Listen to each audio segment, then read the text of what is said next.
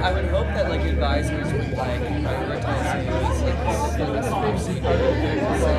somebody had the opportunity to graduate. Are they not that helpful? Yeah, you should. You gotta let them know. Keep nudging. That's a long time, you know. Because otherwise it's like it's not even just what it's like it's something,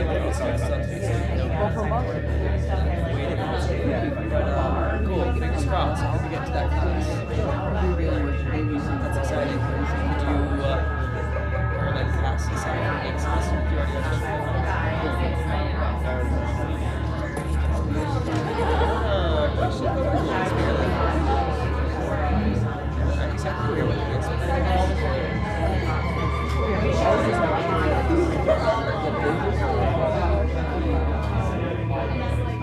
Oh, the like the news matches. Is that what you're saying? Well, the issue would be they may be part of that. I don't know. It's funny.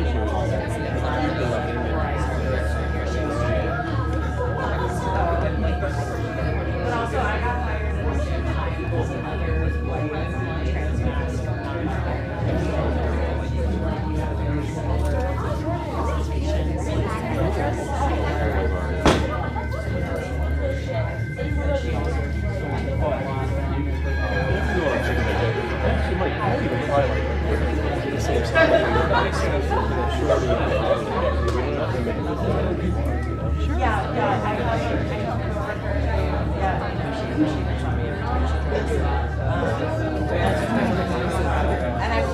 But I'm flattered because she's working on this other person's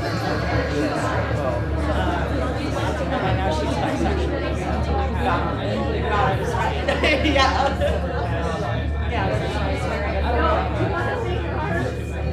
Nothing will happen there. Well, you know, she's really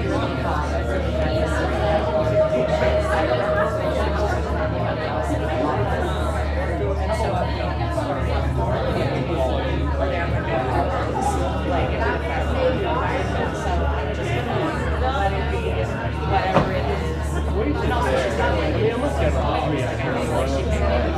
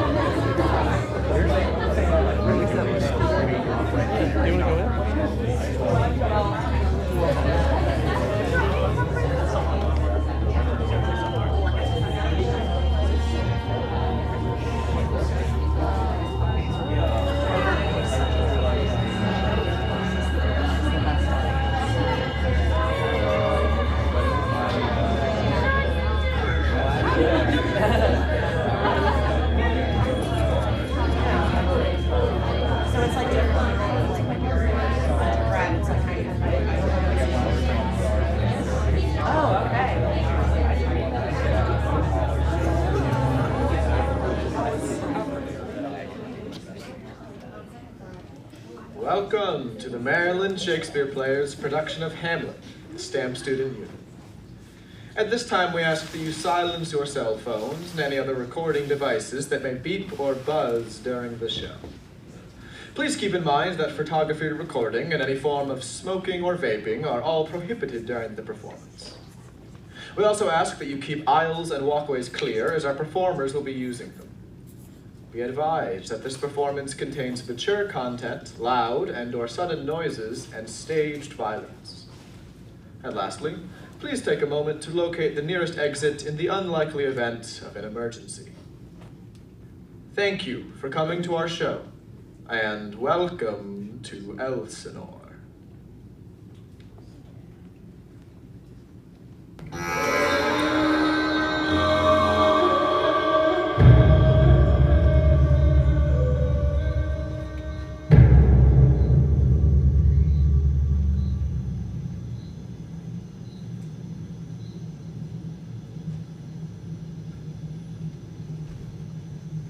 Who's there? Nay, answer me. Stand and unfold yourself.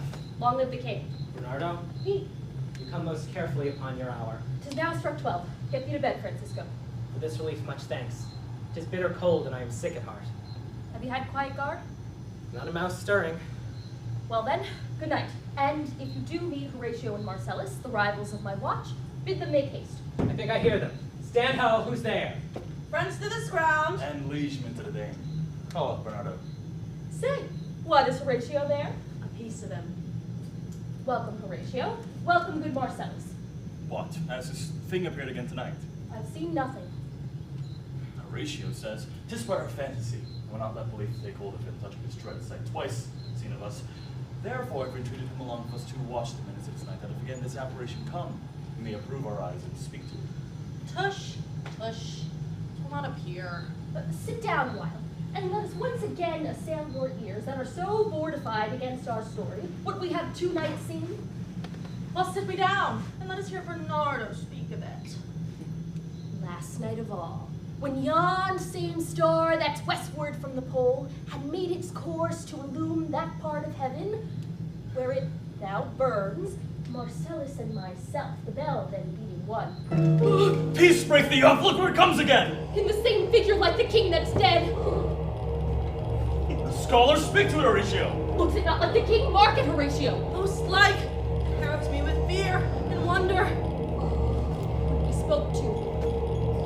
Question it, Horatio! What art thou that usurpest this time of night? Together with that fair and warlike form in which the majesty of fairy Denmark did sometimes march? By heaven, I charge thee, speak! It is offended. See, it stalks away. Stay! Speak! Speak! I charge thee, speak! 'Tis gone and will not answer. How now, Horatio? You tremble and look pale. Is this not something more than fantasy? What think you on it? For my God, I might not believe it if not for the sensible and true avouch of mine own eyes, Is it not like the king? as thou art to thyself. 'Tis strange. Thus twice before, and jump at this dead hour, with martial stalk hath begun by our watch. In what particular thought to work, I know not, but by the gross and scope of my opinion, this bodes some strange eruption to our state. I think it be no other but so. Well, may it sort that this pretentious figure comes armed through our watch, so like the king that was and is the question of these wars. A mote it is to trouble the mind's eye. In the most high and palmy state of Rome, a little ere the mightiest Julius fell, the graves stood tenantless, and the sheeted dead did squeak and gibber in the Roman streets. And the stars with trails of fire and dews of blood, disasters in the sun, and that moist star upon whose influence Neptune's empire stands was sick almost to doomsday with eclipse. And even the like precursor of fierce events, as harbingers preceding still the fates and prologue to the omen coming on, have heaven and earth together demonstrated unto our climators and countrymen. Soft, hold low where it comes again. Cross it. Don't blast me. Stay, illusion. Without any sound or use of voice, Speak to me! Heart privy to thy country's fate, which happily foreknowing may avoid. Oh, speak! Stay and speak! Stop it, Marcellus! Shall I strike it with my partisan? Do if it will not stand. 'Tis here, 'tis here! 'Tis gone! We do it wrong being so majestical to offer it the show of violence, for it is as the air invulnerable, and our vain blows malicious mockery. It was about to speak when the cock crew. And then it started like a guilty thing upon a fearful summons. I have heard the cock that is the trumpet to the morn, doth with his lofty and shrill-sounding voice awake the god of day, and at his warning the extravagant and erring spirit hies to his confines. To the truth herein, this present object made probation. So I have heard and do in part believe it. But look, the morn, russet mantle clad, walks o'er the dews of yon high eastward hill. Break we our watch up, and by my advice, let us impart what we have seen tonight unto young Hamlet. For upon my life, this spirit, dumb to us, will speak to him. Do you consent we shall acquaint him with it, as needful our loves, fitting our duty? Let's do it, I pray, and I this morning know we shall find them most conveniently.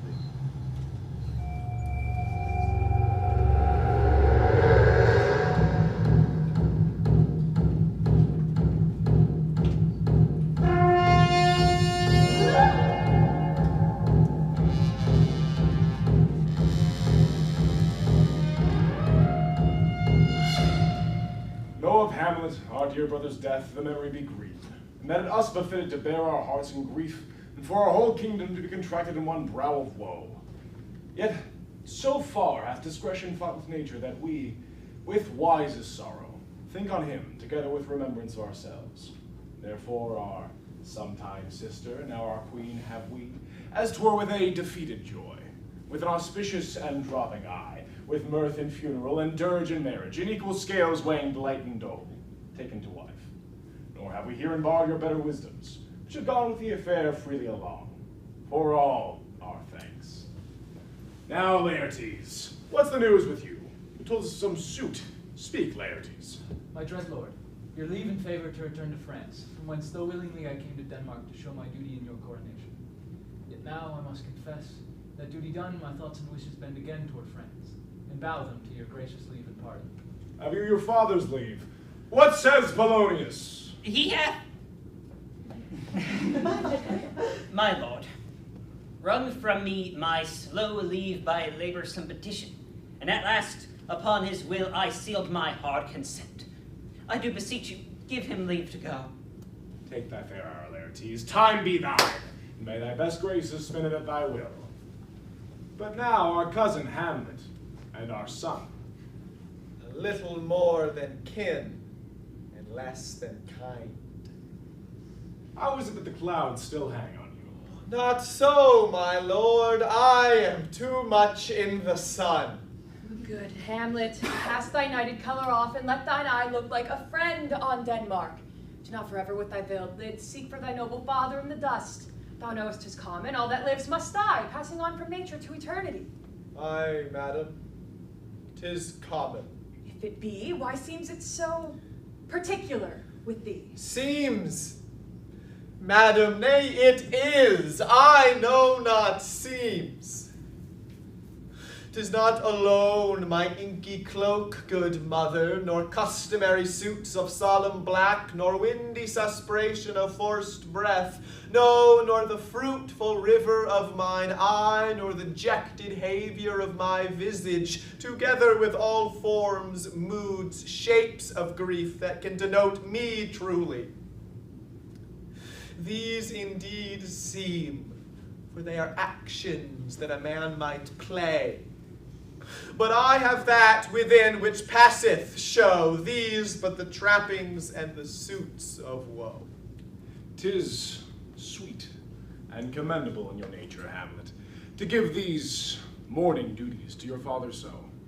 But you must know, your father lost a father, that father lost his, and its survivor bound to do obsequious sorrow. But to persevere in obstinate condolement is a course of impious stubbornness. 'Tis a manly grief. Why should we, in our peevish opposition, dare to hear it? We pray you, throw to earth this unprevailing woe. Beg you to remain here in the cheer and comfort of our eye. Our chiefest courtier, our cousin, and our son. Let not thy mother lose her prayers, Hamlet. I pray you, stay with us. Go not to Wittenberg.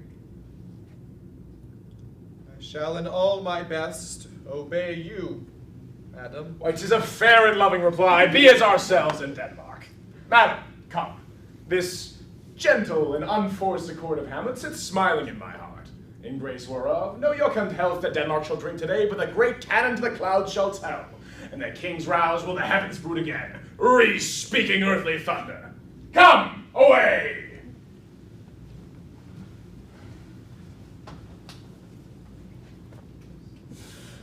Oh, that this too solid flesh would melt, thaw, and resolve itself into a dew. Or that the everlasting had not fixed his cannon against self-slaughter. Oh, God, God, how weary, stale, flat, and unprofitable seem to me all the uses of this world. Fie on it, fie! 'Tis an unweeded garden that grows to seed. Things rank and gross in nature possess it merely that it should come to this. But 2 months dead, nay, not so much, not 2, within a month. Or ere those shoes were old with which she followed my poor father's body, oh God, a beast that once discourse of reason would have mourned longer, ere yet the salt of most unrighteous tears had left the flushing in her galled eyes, she married. Oh, most wicked speed to post with such dexterity to incestuous sheets. It is not, nor it cannot come to good. Break my heart, for I must hold my tongue. Hail to your lordship. I am glad to see thee well, Horatio, or I do forget myself. The same, my lord, and your poor servant ever. Sir, my good friend, I'll change that name. But what, in faith, make you from Wittenberg? A truant disposition, good my lord. I would not hear your enemy say so, nor shall you do mine ear that violence to make a trister of your own report against yourself. I know you are no truant. What is your affair in Elsinore?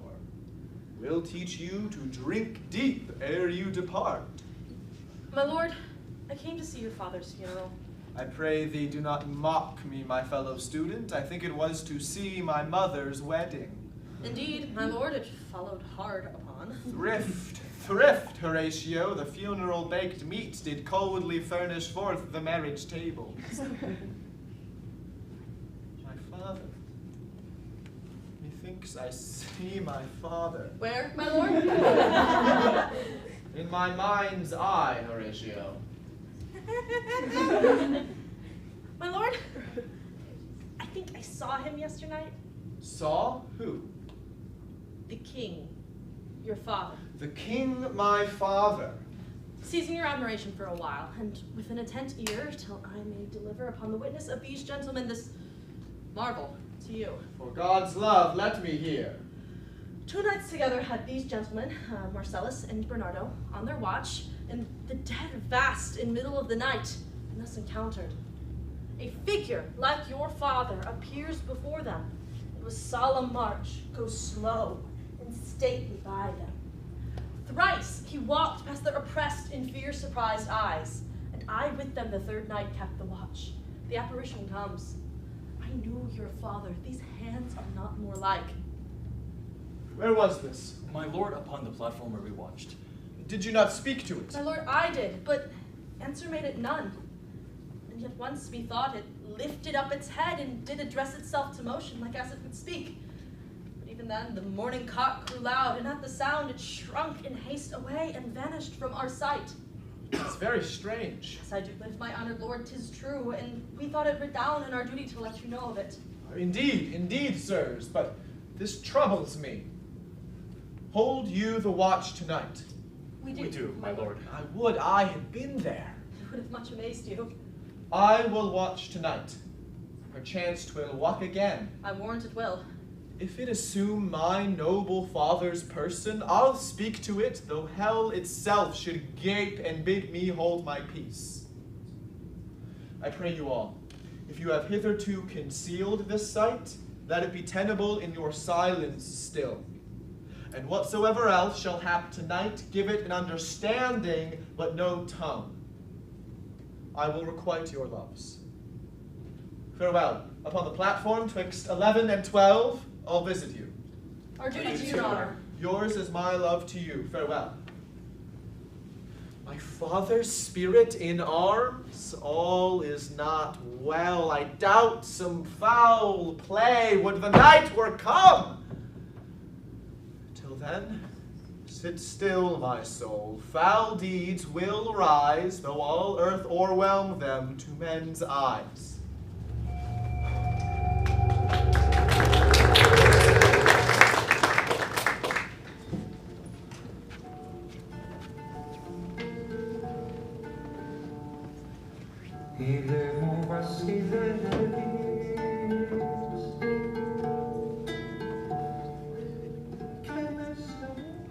My necessaries are embarked.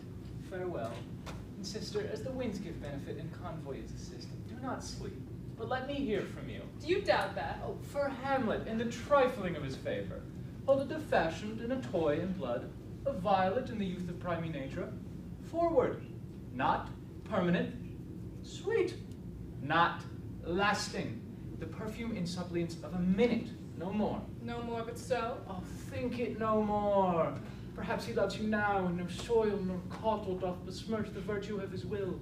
But you must fear his greatness weight. His will is not his own, for he himself is subject to his own birth.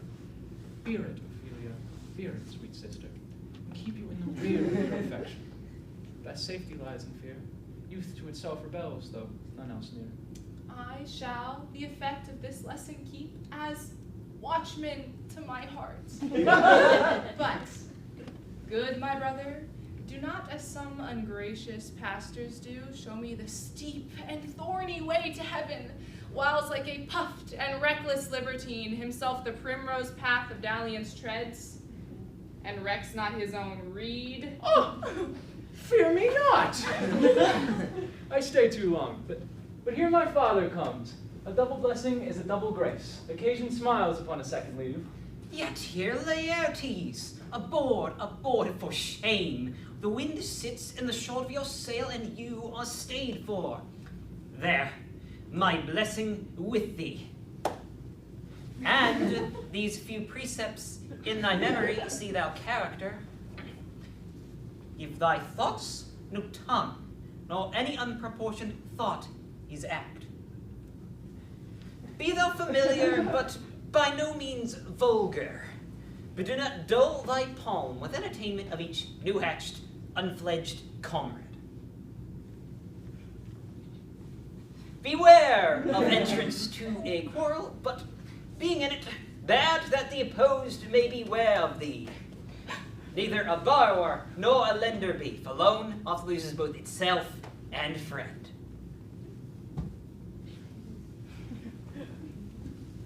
Oh, this above all, to thine own self be true, and it must follow, as the night the day, thou canst not be false to any man. Farewell, my blessing season this in thee. Most humbly do I take my leave, my lord. Farewell, Ophelia, and remember well what I've said to you. 'Tis in my memory locked. And you yourself give it. Farewell!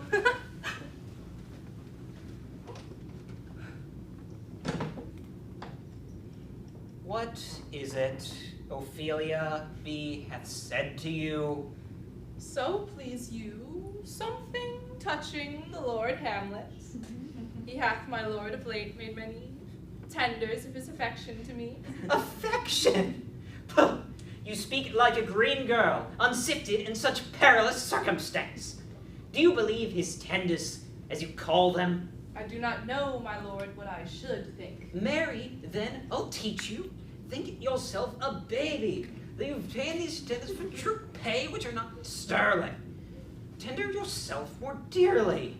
My lord, he hath importuned me with love in honorable fashion. Aye, fashion you may call it.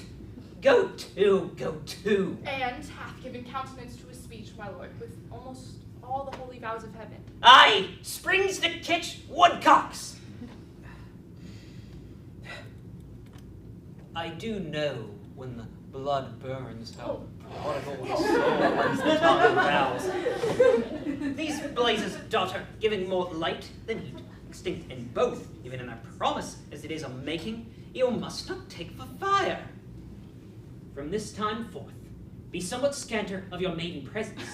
I would not, in plain terms, from this time have you so slander any moment leisures give words or talk with the Lord Hamlet.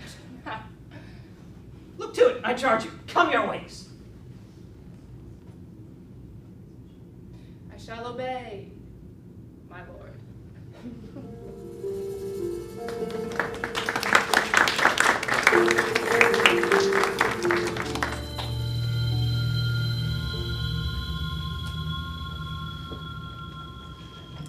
The air bites shrewdly. It is very cold. Tis a nipping hint, eager hair. What hour is it? I think it lacks 12. Nay, it is struck. It is struck. Indeed? I heard it not. And nears the season wherein the ghost health is wont to walk. Look, my lord! He comes. Angels and ministers of grace, defend us. Be thou a spirit of health or goblin damned, bring with thee airs from heaven or blasts from hell, be thy intents wicked or charitable, thou comest in such a questionable form that I'll speak to thee. I'll call thee Hamlet, King, Father, Royal Dane, oh, answer me. Stay, why is this? Wherefore, what should we do?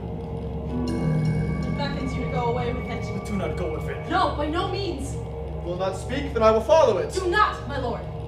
What should be the fear? It waves me forth again, I'll follow it. What if it tempt you toward the flood, my lord, or to the dreadful summit of the cliff? It waves me still, go on, I'll follow thee. You will not go, my lord. Hold off your hands. Be ruled, you shall not go. My fate cries out, unhand me, gentlemen. By heaven, I'll make a ghost of him that lets me. I say away, go on, I'll follow thee.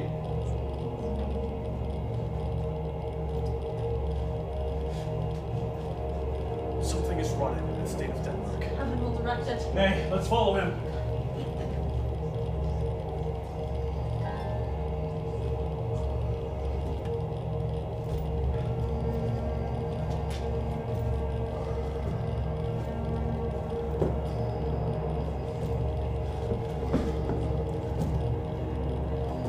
Where wilt thou lead me? Speak, I'll go no further. Mark me. Speak, I am bound to hear. So wilt thou to revenge when thou shalt hear. What? I am thy father's spirit, doomed for a certain turn to walk the night, and by day confined to fast in the fires, until the sins committed in my days of nature are burnt and purged away. List, oh list if thou didst ever thy dear father love. God. Revenge is most foul and unnatural murder. Murder. Murder most foul, as in the best it is, but this most foul, strange and unnatural. Haste me to know it, that I may with wings as swift as meditation or thoughts of love sweep to my revenge. I find the act, now, Hamlet, here. 'Tis given out that sleeping in my orchard a serpent stung me. But know thou noble youth, the serpent that did sting thy father's life now wears his crown. My prophetic soul, mine uncle! Aye, that incestuous, that adulterous beast, with witchcraft of his wit, with traitorous gifts so to seduce, won to his lust the will of my most seeming virtuous queen. Soft, methinks I scent the morning air. Brief, let me be. Sleeping in my orchard upon my secure hour, thine uncle stole with juice of cursed heaven on in a vial, and in the porches of my ears did pour the leprous distilment, whose effect holds such an enmity with blood of man that swift as quicksilver courses through the natural gates and alleys of the body. Thus was I sleeping by a brother's hand, of life, of crown, of queen, at once dispatched, cut off, even in the blossoms of my sin. No reckoning made, but sent to my account with all my imperfections on my head. Oh, horrible, horrible, most horrible! If thou hast nature in thee, bear it not! Let not the royal men of Denmark be a couch of luxury and damn it incest! But, howsoever thou pursuest this act, taint not thy mind, nor let thy soul contrive against thy motherhood. Leave her to heaven, to those thorns that in her bosom lodge, to prick and sting. Fare thee well at once. The glowworm shows the man to be near, and begins to pale his ineffectual fire. Adieu, adieu, Hamlet. Remember me.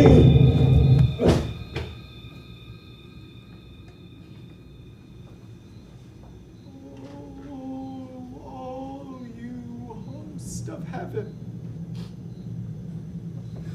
Oh, earth. What else shall I couple hell to? Oh, fly!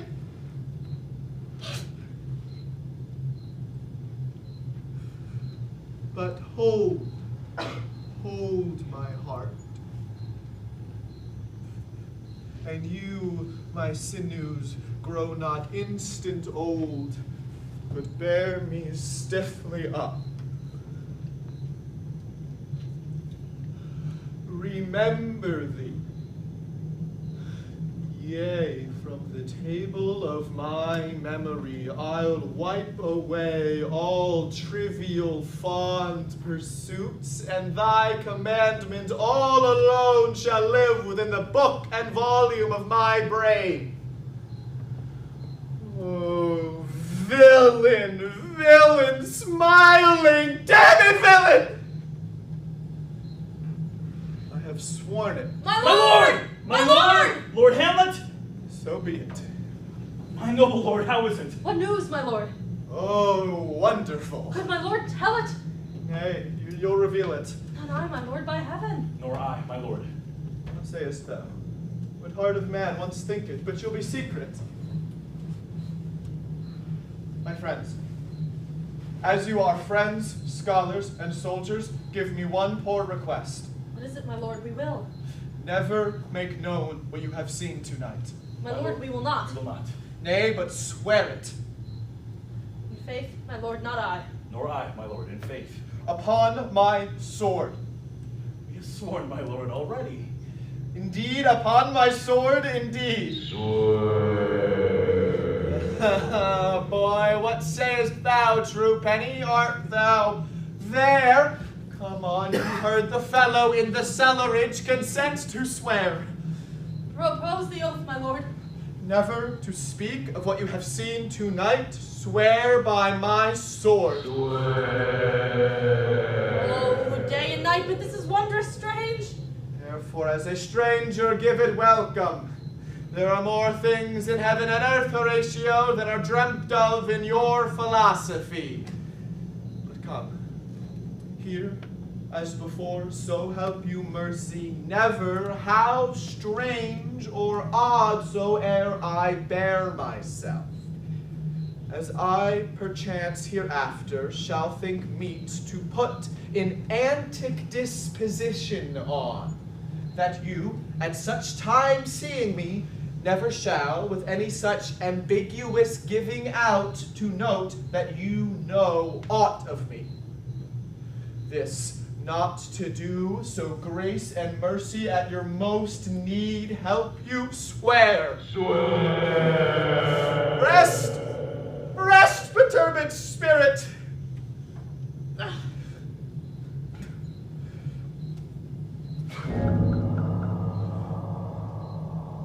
So, gentlemen, with all my love I do commend me to you, and what so poor a man as Hamlet may do to express his love and friending to you, God willing, shall not lack.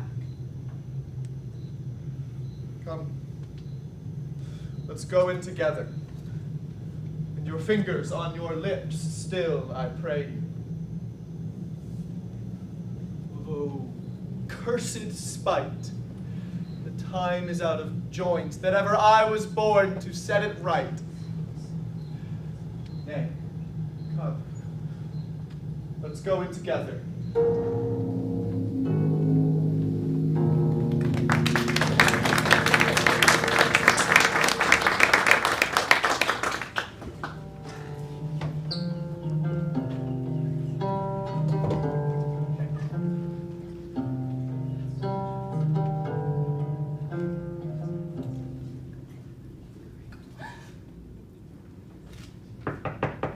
How now? Ophelia? What's the matter? Oh, my lord. My lord. I have been so affrighted. With what? In the name of God? My lord, as I was sewing in my closet, Lord Hamlet, with his doublet all unbraced, and with a look so piteous in purport as if he'd been loosed out of hell to speak of horrors. He comes before me. Mad for thy love? My lord, I do not know, but truly I do fear it. What said he? He took me by the wrist and held me hard, and thrice his head thus waving up and down. He raised a sigh so hideous and profound as it did seem to shatter all his bulk, and end his being. That done, he lets me go, and with his head over his shoulder turned, he seemed to find his way without his eyes, for out of doors he went without their helps, and to the last bended their light on me. Come, go with me. I will go seek the king. This is the very ecstasy of love that does afflict our natures. I am sorry. What? Have you given him any hard words of late? No, my good lord, but as you did command, I did repel his fetters and denied his access to me. That hath made him mad. I am sorry that with better heed and judgment I had not quoted him. Come, go to the king. This must be known, which, being kept close, might move more grief to hide than hate to utter love.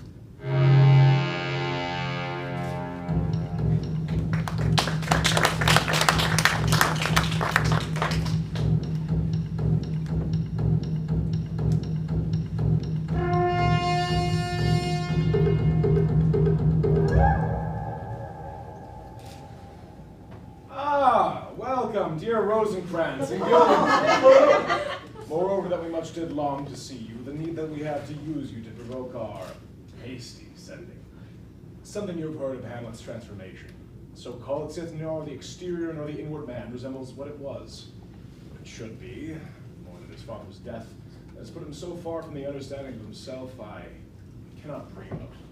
I entreat you, that being of so young days brought up together, that you vouchsafe your rest here in our court some little time, and by your companies draw him to pleasures, and to gather, from occasion as you may glean, whether aught to us unknown afflicts him thus, that opened lies within our remedy. Good gentleman, he hath much talked of you, and sure I am there not one man living to whom he more adheres. If it should please you to expend your time with us a while for the supply and profit of our hope, your visitation shall receive such thanks as fits a king's remembrance. Both your majesties might, by the sovereign power you have of us, put your dread pleasures more to command than to entreat. But we both obey, and here give up ourselves in the full bent to lay our service freely at your feet to be commanded. Thanks, Rosencrantz and gentle Guildenstern. Thanks, Guildenstern and gentle Rosencrantz. Now I do beseech you to go instantly visit my too much changed son. Heavens make our presence and our practice pleasant and helpful to him. Aye, amen. I assure my good liege that I have found the very cause of Hamlet's lunacy. Oh, speak of that we do long to hear. I doubt it is no other but the main, his father's death and our over-hasty marriage. My good lord and madam, to expostulate what majesty should be, what duty is, why day is day, night, in time is time.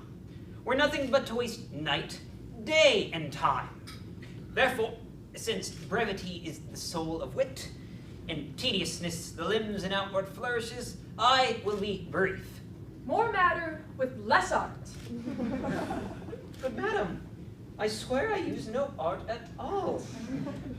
That he is mad, 'tis true. 'Tis true, 'tis pity, and pity 'tis... 'tis true, a foolish thing, but farewell it, for I will use no art. Mad, let us grant him. Then and now remains that we find out the cause of this effect, or rather say, the cause of this defect. For this defective comes by cause. Thus it remains in the remainder thus. Perpend. I have a daughter, she is mine, who, in her duty and obedience, mark, hath given me this. Now gather and surmise. To the celestial and my soul's idol, the most beautified Ophelia. Came this from Hamlet to her? Good madam, stay a while, I will be faithful. Doubt thou the stars are fire, doubt that the sun doth move, doubt truth to be a liar, but never doubt I love. O dear Ophelia, I love thee best, thine evermore most dear lady, whilst this machine is to him Hamlet. This, in obedience, hath my daughter shown me. But how hath she received his loves? What do you think of me? As of a man faithful and honorable. I would fain prove so. But what might you think when I had seen this hot love on the wing? What might you think? No, I went round to work, and to my young mistress thus did I bespeak, Lord Hamlet is a prince. Out of thy star, this must not be. And then precept gave her that she should lock herself from his resort, which, being done, she took the fruits of my advice. And he repulsed a short-tailed man, fell into a sadness, then into a fast, then into a watch, thence to weakness, thence to a lightness, and by this declension into the madness wherein now he raves and all we mourn for. You think 'tis this? It may be, very likely. How may we try it further? You know, sometimes he walks for hours together here in the lobby. So he does indeed. At such a time, I'll loose my daughter to him. Be you and I behind an arras, then. Mock the encounter. If he love her not, and be not from his reason fallen thereon, let me be no assistant to estate, but keep a farm and carters. We will try it. Look where sadly the poor wretch comes reading. Away, I do beseech you, both away. Oh, give me leave. How does my good lord, Hamlet?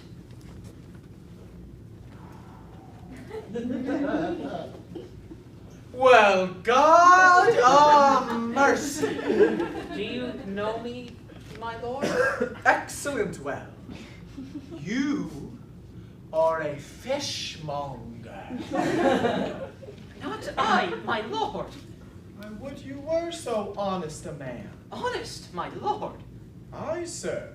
To be honest, as this world goes, is to be one man picked out of 10,000. That's very true, my lord. For if the sun breed maggots in a dead dog, it's being a good kissing carrion. Have you a daughter? I have, my lord. Let her not walk in the sun, for conception is a blessing, but not as your daughter may conceive. Friend, look to it. Though this be madness, yet there is method in it. Will you walk out of the air, my lord? Into my grave. Indeed, that is out of the air. How pregnant sometimes his replies are. Happiness that often madness hits on, which reason and sanity could not so prosperously be delivered of. I will leave him. Presently contrive the means to him and my daughter. My honorable lord, I must most humbly take my leave of you. Sir, you cannot take anything from me that I would more willingly part with. Except my life. Except my life! Except my life!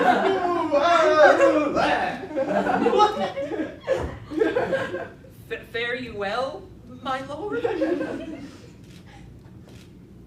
Oh, these tedious old fools. You go to seek the Lord Hamlet. There he is. God save you, sir.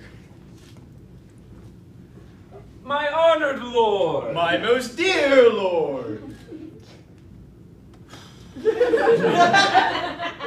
My most excellent good friends, how dost thou Guildenstern, Rosencrantz, good lads, how do ya both? As the indifferent children of the earth. Happy in that we are not over happy. On fortune's cap we are not the very button. Nor the soles of her shoe. Ooh, neither, my lord.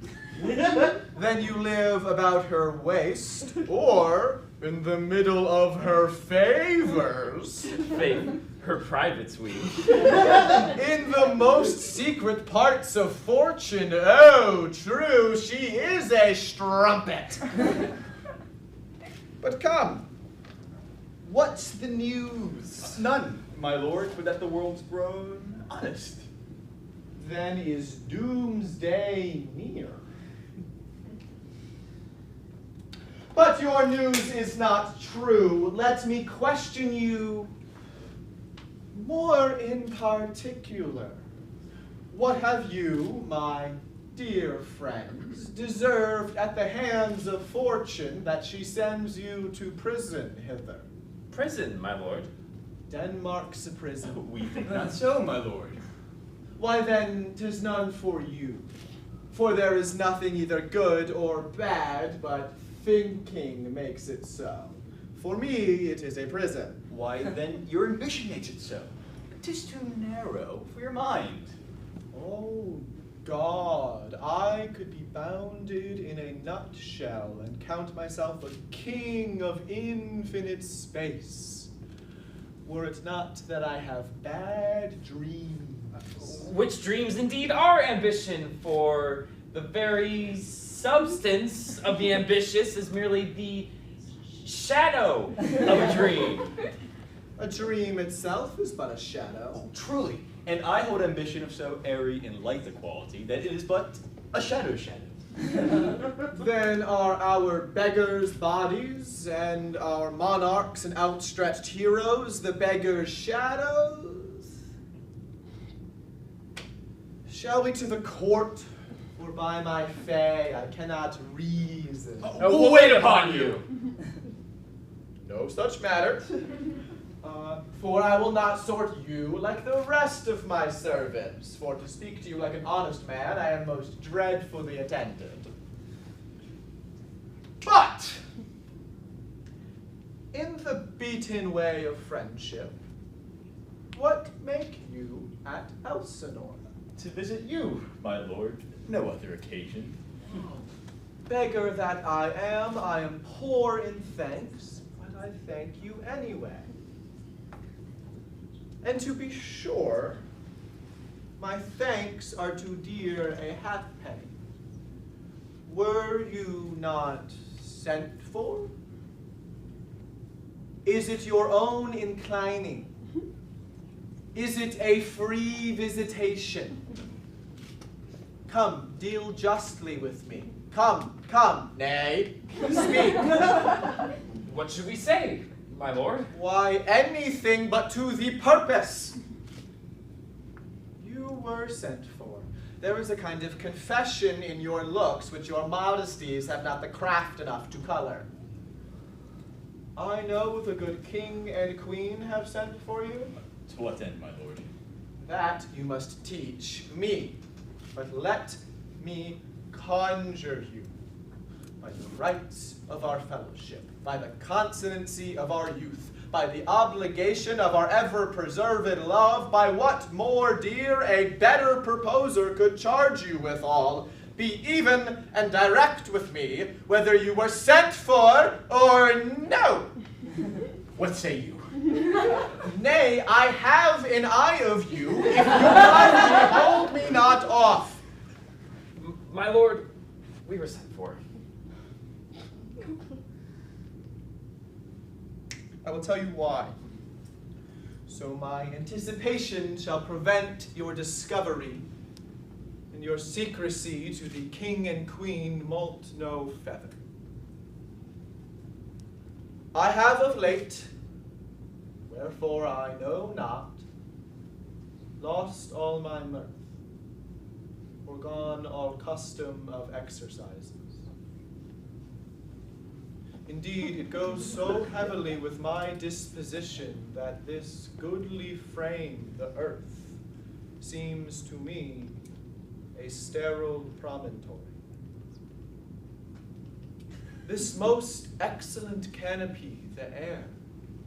Look you, this brave o'erhanging firmament, this majestical roof fretted with golden fire. Why, it appears nothing more to me than a foul and pestilent congregation of vapors. What a piece of work is a man. How noble in reason, how infinite in faculty, in form and moving, how express and admirable. In action, how like an angel, in apprehension, how like a god.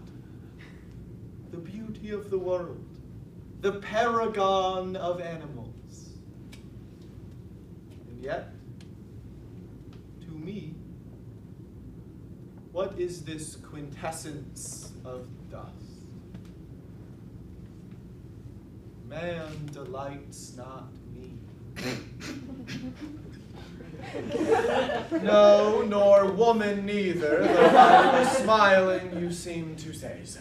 My lord, there was no such stuff in my thoughts. Did you laugh then when I said man delights not me? To think, my lord, if you delight not in man, what Lenten entertainment the players shall receive from you.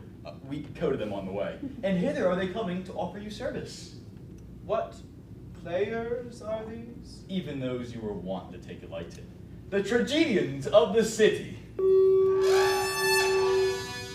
There are the players.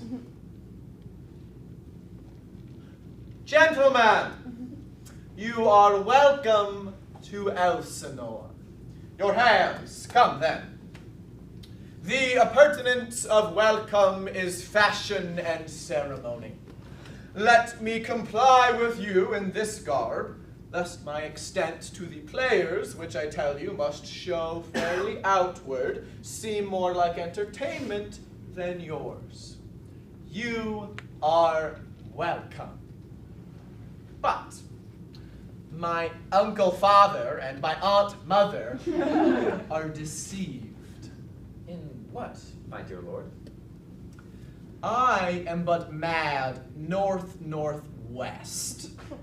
When the wind is southerly, I know a hawk from a handsaw. I prophesy he will come to tell me of the players' market. You say right, sir, on Monday morning, 'twas so indeed. My lord, I have news to tell you. My lord, I have news to tell you. When Roscius was an actor in Rome. Hither, my lord. Buzz, buzz. On mine honor. Oh, Jephthah, judge of Israel, what a treasure hadst thou? What a treasure had he, my lord. Why, one fair daughter, and no more, the which he loved passing well. Still on my daughter. Am I not in the right, old Jephthah? If you call me Jephthah, my lord, I have a daughter that I love passing well. Welcome, masters, welcome all. I am glad to see thee well. My lord, will you see that the players are well bestowed? Do you hear? Let them be well used. Come, sirs. Follow him, friends. We'll have a play tomorrow. Dost thou hear me, old friend? Canst thou play the murder of Gonzago? Aye, my lord. We'll have it tomorrow night. You could, for a need, study a speech of some 12 or 16 lines, which I'll set down and insert in it, could you not? Aye, my lord. Very well. Follow that lord, and see that you mock him not. My friends, I will leave you till night. You are welcome to Elsinore. Good, my lord. Aye, so, God be with ye.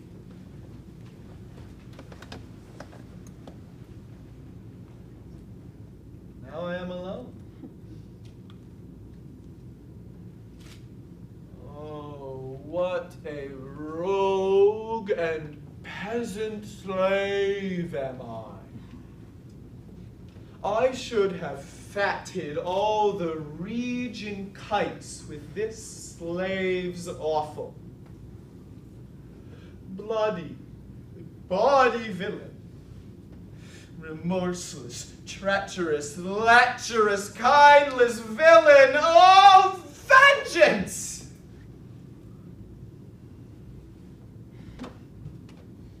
This is most brave. What an ass am I, that I, the son of a dear father murdered, prompted to my revenge by heaven and hell, must like a whore unpack my heart with words, fie upon it, flow about my brain. I have heard that guilty creatures sitting at a play have, by the very cunning of the scene, been so struck to the soul that presently they have proclaimed their malefactions. For murder, though it have no tongue, will speak with most miraculous organ. I'll have these players play something like the murder of my father before mine uncle. I'll observe his looks. I'll tempt him to the quick. If he but blench, I know my course. The spirit I have seen may be the devil, and the devil hath power to assume a pleasing shape. I'll have grounds more relative than this. The play's the thing, wherein I'll catch the conscience of the king.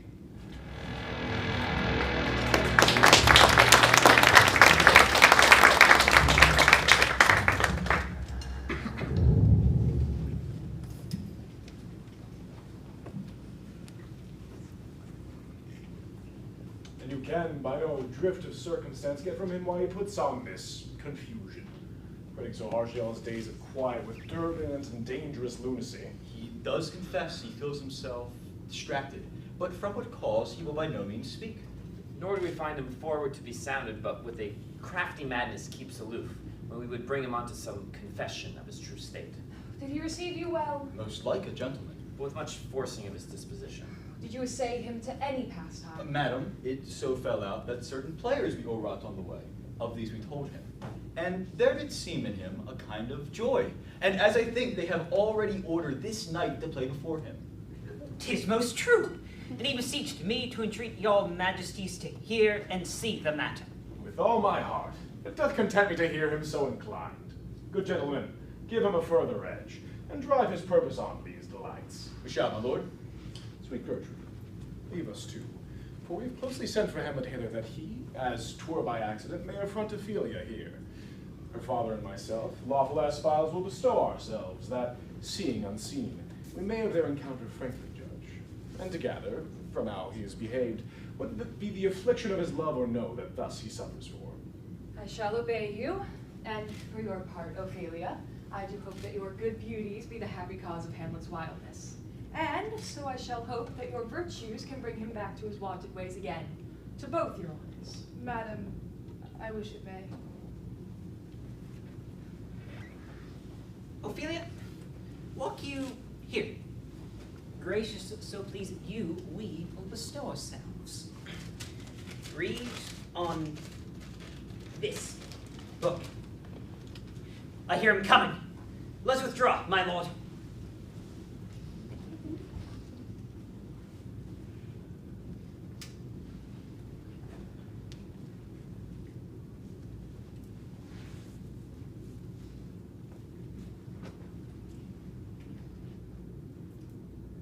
Be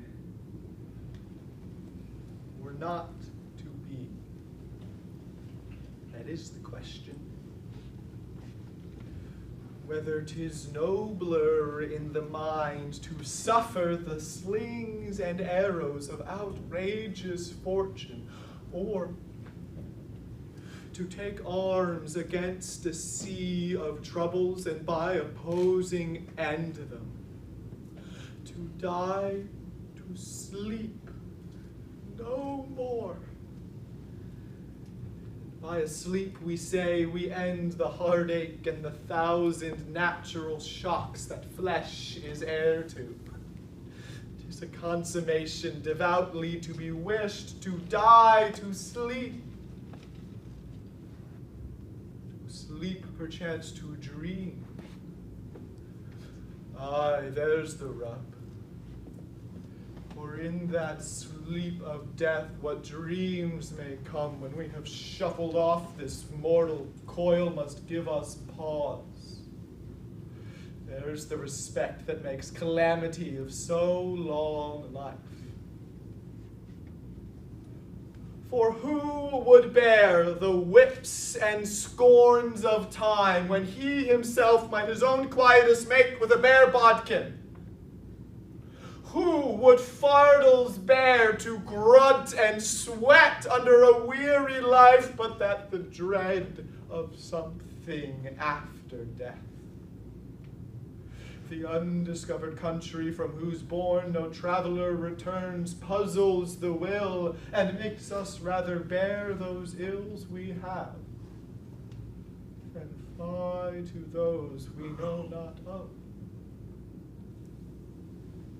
Thus conscience does make cowards of us all, and in this regard their currents turn awry,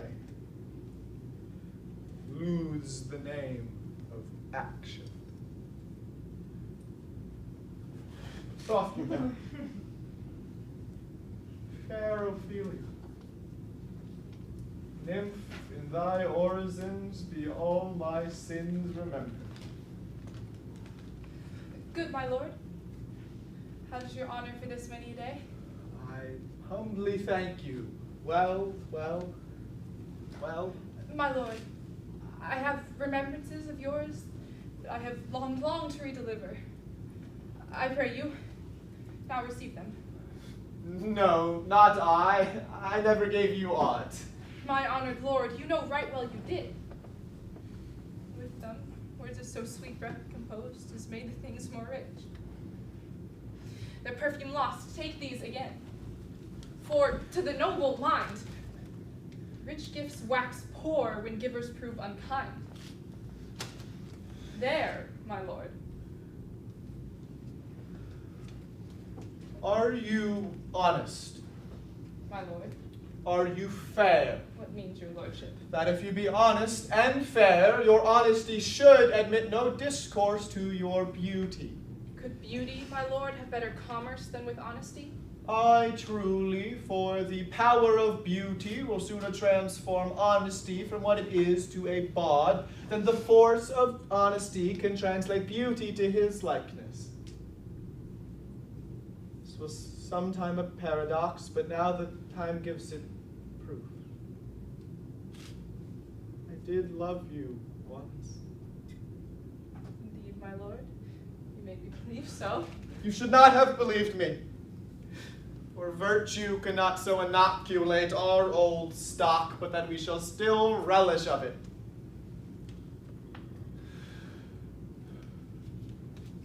I loved you not.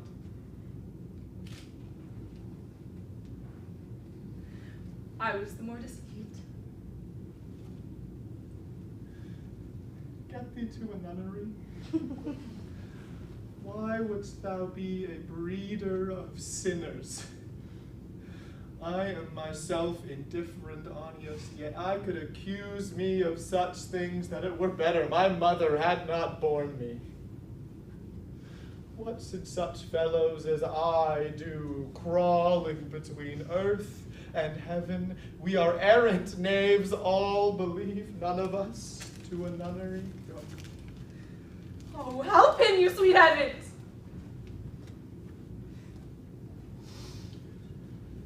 If thou dost marry, I'll give thee this plague for thy dowry. Be thou as chaste as ice, as pure as snow, thou shalt not scape calumny. Go thy ways to a nunnery, and quickly too. Oh, heavenly powers, restore him! I have heard of your paintings too, well enough. God has given you one face, and you make yourself another. You jig, you amble, and you lisp. You make your wantonness your ignorance, and you nickname God's creatures. I'll have no more on it. It hath made me mad. I say we will have no more marriages. Those who are married already, save one, shall live. The rest shall keep as they are.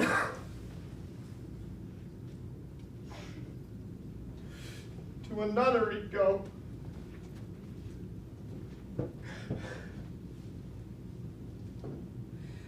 Oh, what a noble mind is here o'erthrown. The courtiers, soldiers, scholars, eye, tongue, sword, the observed of all observers, quite down. And I, ladies most deject and wretched,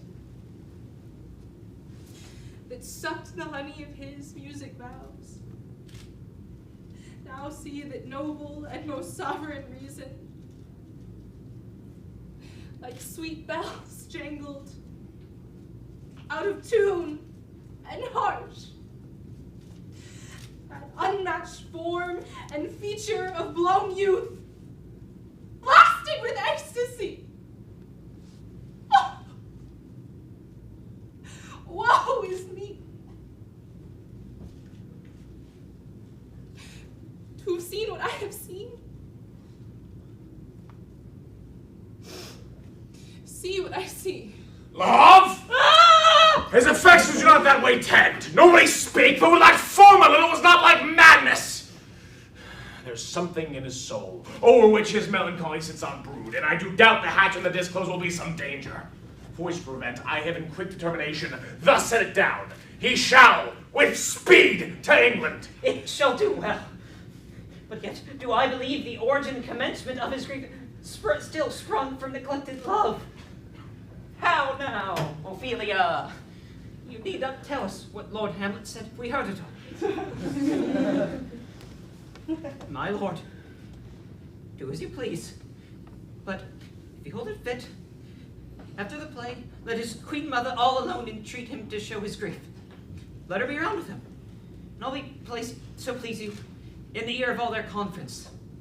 If ye find him not, then to England send him, or confine him to where your wisdom best shall think. It shall be so. Madness in great ones must not unwatched go.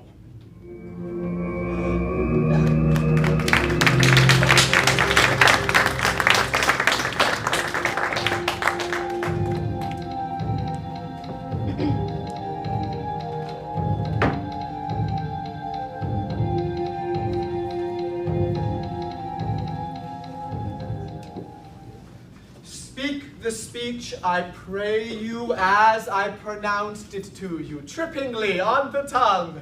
I warrant your honor. Go, make you ready. What ho, Horatio? Here, sweet lord, at your service. Horatio, thou art e'en as just a man as e'er my conversation coped withal. My dear lord. Nay, do not think I flatter. For ever since my soul was mistress of her choice, and could of men distinguish, her election hath sealed thee for herself. Give me the man who is not passion's slave, and I will keep him in my heart's core, I my heart of hearts, as I do thee. But something too much of this. There is a play tonight before the king. A scene of it comes near the circumstance of my father's death, which I have told thee. I prithee, when thou seest that act afoot, even with the very comment of thy soul, observe mine uncle. If his occulted guilt does not unkennel itself in one scene, then it is a damned ghost that we have seen, and my imaginations are as foul as Vulcan's stithy. Give him heedful note, for mine eyes will rivet to his face, and after we will both our judgment join in censure of his seeming. Well, my lord, if you steal up whilst this play is playing and escape detecting, I will pay the theft. They are coming to the play. Get you a place. I must be idle. How fares our cousin Hamlet? Excellent well, in faith. Oh, the chameleon's dish. I eat the air, promise crammed. You cannot feed capon so. I have nothing to say to Hamlet. These words are not mine. No, nor mine now. Come hither, my dear Hamlet, sit by me. No, good mother. Here's metal more attractive. Oh, ho. Do you mock that? Lady, shall I lie in your lap? No. I mean my head upon your lap.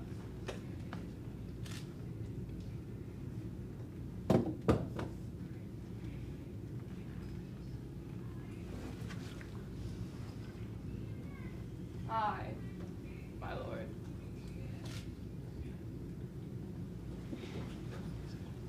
Do you think I meant country manners? I think nothing, my lord. It's a fair thought to lie between maids' legs. What is, my lord? Nothing.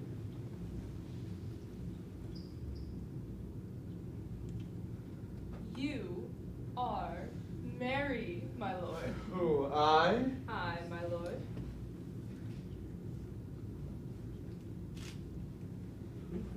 Oh God, your only jig maker! What should else a man do but be merry? For look you how cheerfully my mother looks, and my father having died within these 2 hours. Nay, 'tis twice 2 months, my lord. So long? Why, then let the devil wear black, for I'll have a suit of sables. Oh, heavens died so long and not forgotten yet, why then there's hope. A great man's memory may outlive his life by half a year. You are not. I'll mark the play. For us and for our tragedy, here stooping to your clemency, we beg your hearing patiently. Is this the prologue or a posy of a ring? 'Tis brief, my lord. It's a woman's love. Full 30 times hath Phoebus' cart gone round, Neptune's salt wash and Tellus' orbit ground, and 30 dozen moons with borrowed sheen. Around the world have times 1230s been, since love our hearts and Hymen did our hands, unite mutual in most sacred bands. So many journeys, may the sun and moon make us again count o'er ere love be done. But woe is me, you are so sick of late, so far from cheer and from your former state that I distrust you. Yet, though I distrust, discomfort you, my lord, it nothing must. For what my love is, proof hath made you know. And as my love is size, my fear is so. Where love is great, the littlest doubts are fear. Where little fears grow great, great love grows there. Faith, I must leave thee, love, and shortly too. My operant powers their functions leave to do, and thou shalt stay in this fair world behind. Honored, beloved, and happily one is kind for husband. Oh, confound the rest! Such love must need be treason in my breast. In second husband let me be accursed. None wed the second, but who killed the first. Wormwood. A second time I kill my husband dead, when second husband kisses me in bed. Both here and hence pursue me lasting strife, if, once a widow, ever I be a wife. She should break it now. 'Tis deeply sworn. Sweet, leave me here a while. My spirits grow dull, and fain I would beguile the tedious day with sleep. Sleep rock thy brain, and never come mischance between us twain. Madam, how like you this play? The lady protests too much, methinks. Oh, but she'll keep her word. Have you heard the argument? Is there offense in it? No, they but jest, they but poison in jest. No offense in the world. What do you call this play? The mousetrap. Here is one Lucianus, nephew to the king. You are as good as a chorus, my lord. I'd interpret between you and your loves if I could see the puppets dallying. You are keen, my lord, you are keen. It will cost you a groaning to take off my edge. Still better. And worse. So you must take your husbands. Come, murderer, begin. Pox, leave thy damnable face and begin. Come, the croaking raven doth bellow for revenge. Thoughts black, hands apt, drugs fit, and time agreed. Confederate season, else no creature seen. Thou mixture rank with midnight weeds collected, with Hecate's band thrice blasted, thrice infected. Thy natural magic and dire property, unwholesome life usurp immediately. He poisons him in the garden for his estate. His name's Gonzago. The play is extant and writ in choice Italian, and you shall see anon how the murderer shall get the love of Gonzago's wife. The king rises. What, frighted with false fire? How fares my lord? Give over the play. Give me some light. Away! Lights! Lights! Lights! Lights! We will now have a 15-minute intermission. Thank you.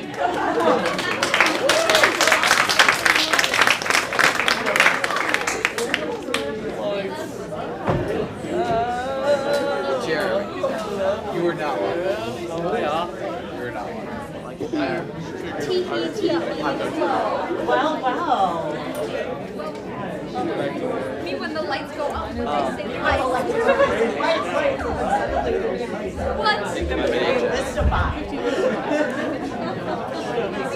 Huh? I refilled it. Like, I think also it's a serious representation, but like the ghost of Hamlet, like wearing the mask, like that was really okay, now I'm not going anywhere, so I'm gonna do it. It was so good. It was so good. The whole thing with that, I don't understand how you did that. How on earth did you do that? It's magic. That's how Dylan sounds. You haven't heard Dylan talk, but I can do that. Yeah, you know, it's got like the... I told them your secrets. So freaking cool. Yeah. We had the budget, it's like, you know. I was looking at it earlier. Just like falling along the Let's look at Bro, I can still do it. Very, because we were talking, we love you.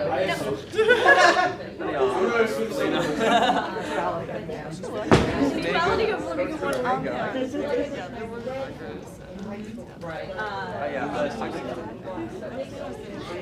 Yeah, we'll stop.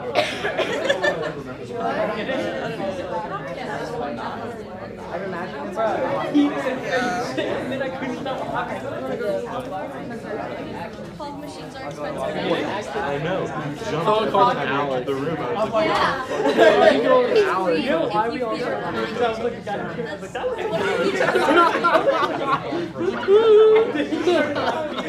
No, it's funny because it is. Because it is.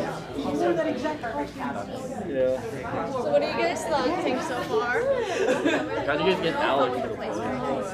Like the cascades. My room is We talked at How'd you get? Yeah, how'd you get? cascade that's oh, and our friend died. That is so problematic. With your hand. You have them here. Yeah. What's up? Like it was, I have a bracelet that's here. It's identical to that. Jordan and I made this one in fruit. You had to buy it.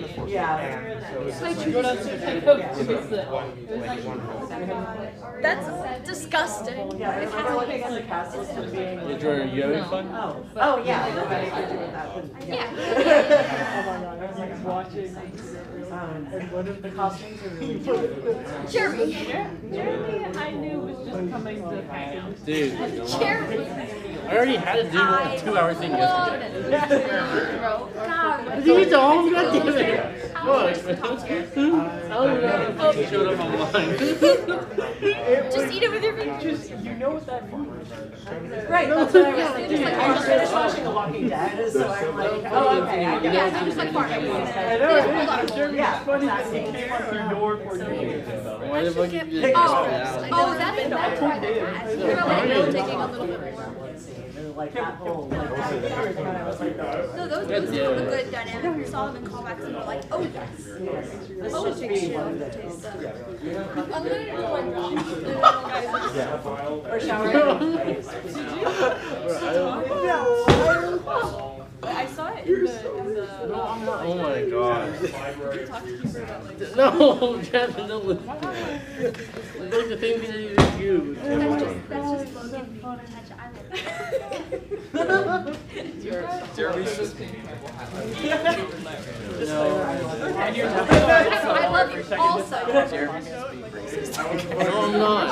No, it's because like, You did not know what it's really scary.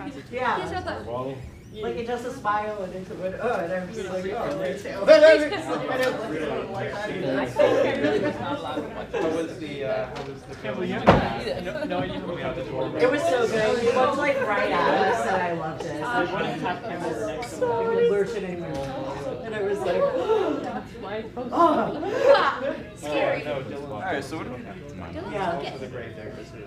And like reality of the stage during like, that point was very cool, like with the motion and like the following and everything. What? Like that was, I liked that. I really No, I'm not. Oh my. Jeremy. No! Stop living him! Why do you think that Yes, we had to be creative. Yeah. No, it's not. Jeremy, we're in public. They canceled like That's what I'm saying. They canceled, and then like I think like you thought we were gonna be in one space where you had one entrance, but then you had two. What did you call that guy? But there's That this one was also fun. you decided. No, it was not. It was not. Also that. Yeah. Oh my god. Jeremy, we do know you're Thank you. We didn't know what mistake face we'd have on the stage if you wanted to. I'm calming down his nerves because I hear where he's coming from. We're just doing that. No, I know. I'm just saying, like, you're gonna end up on a fucking watch. Half the campus probably think that Once again, we have the same. like there's people and like there's people in like we're sitting Campbell and stuff doing that. We're all doing the weird So mine too. We have the same hand and then she wrote down. and they all start making it. Yeah. No. They still look at me. They still look at me weirdly.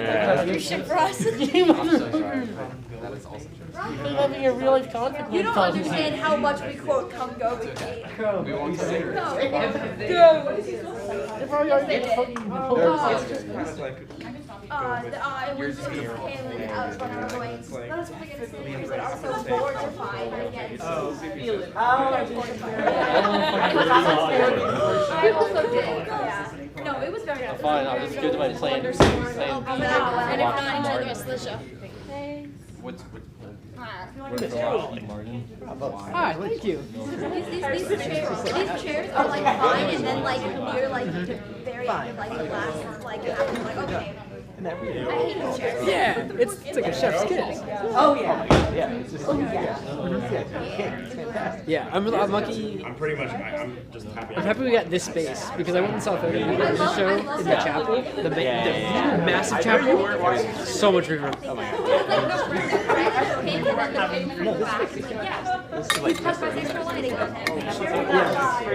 I'm still trying to, and I don't want you to answer the Great. Only one downside is that like it's hard to see it. Yeah. You'll just have to watch it. That's something you gotta Especially at the end, they have just a lot of stuff that's in the final scene where it's just like, I wish I could see you.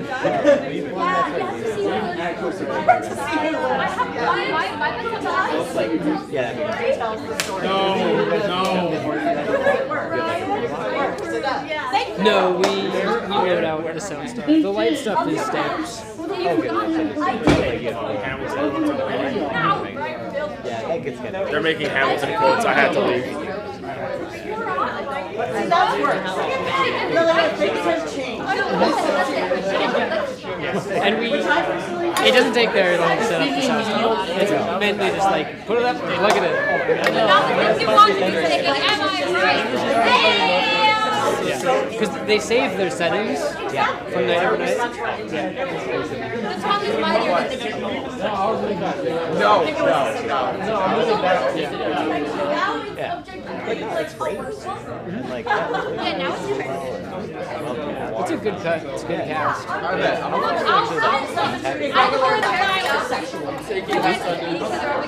Well, we started last Monday? It's not a stranger. Last Monday was the first time. It was someone a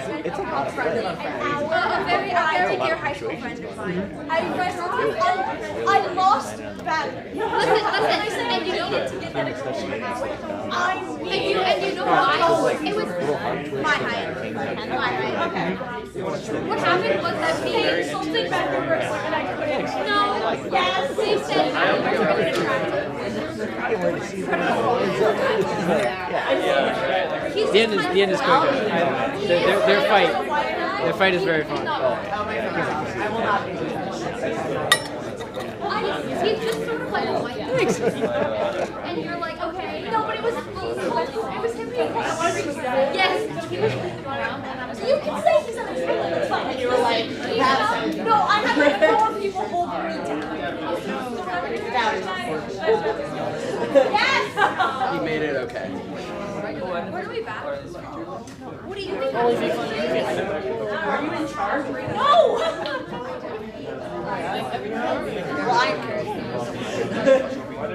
Blocks! Oh, you someone said, of course you did Hamlet. We probably did. Not as much as me and Jasmine. Get out of here, get out of here. Act 4, scene 4 is gone. That's a soul. I'm so sorry, but that's a soul. You really. Why do you hit wait, Jonathan. Why do you hit Hamlet's hand with your neck? Why would you do that? No. Why would you do that? No, I flipped it, dumbass. You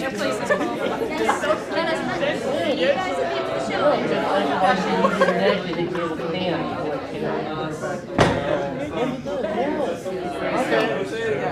Why did you use your neck to hit Campbell's hand? You hit her. Why did you flip it? Yeah. You just do everything. I'm so sorry. But if you want to shoot it from you can walk around. Just walk around.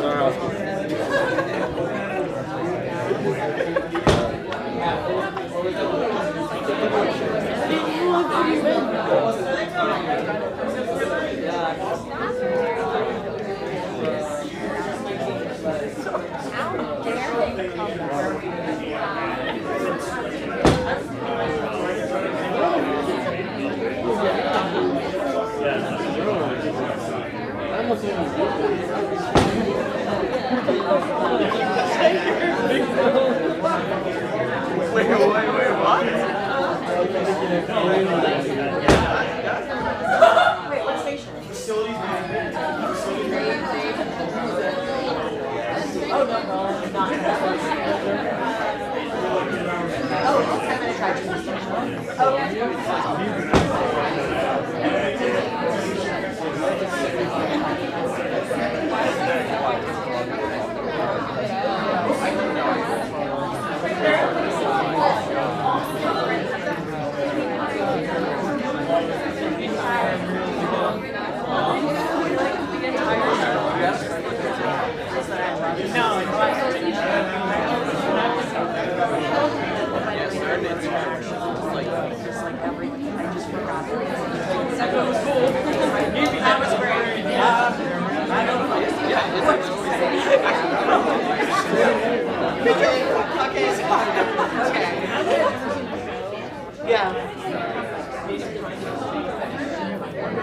Yeah, I know. Like, I really wish they had kept it. I want to be in the game. Considering that we're better it's like the best that a show is. I feel immersed. Lights and the lights. This is the first thing that I got. Oh, I got some.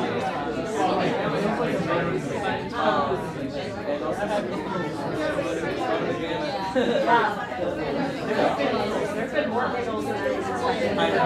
Yeah, which is good, right? Because there's a lot of fabulous charities. So that's all good now.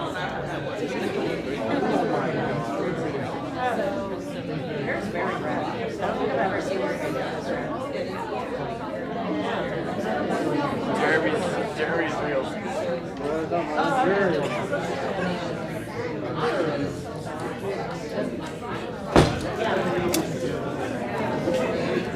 Honestly,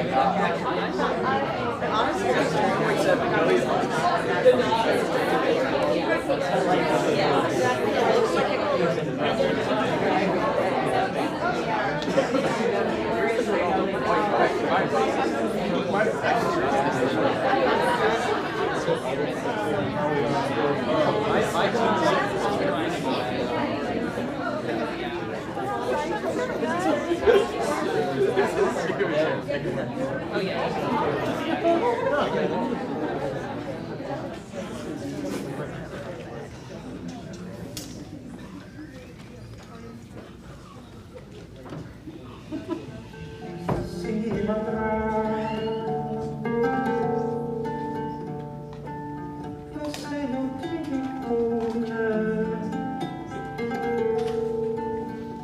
Why, let the stricken deer go weep, the heart ungalled play, for some must watch, while some must sleep, so runs the world away.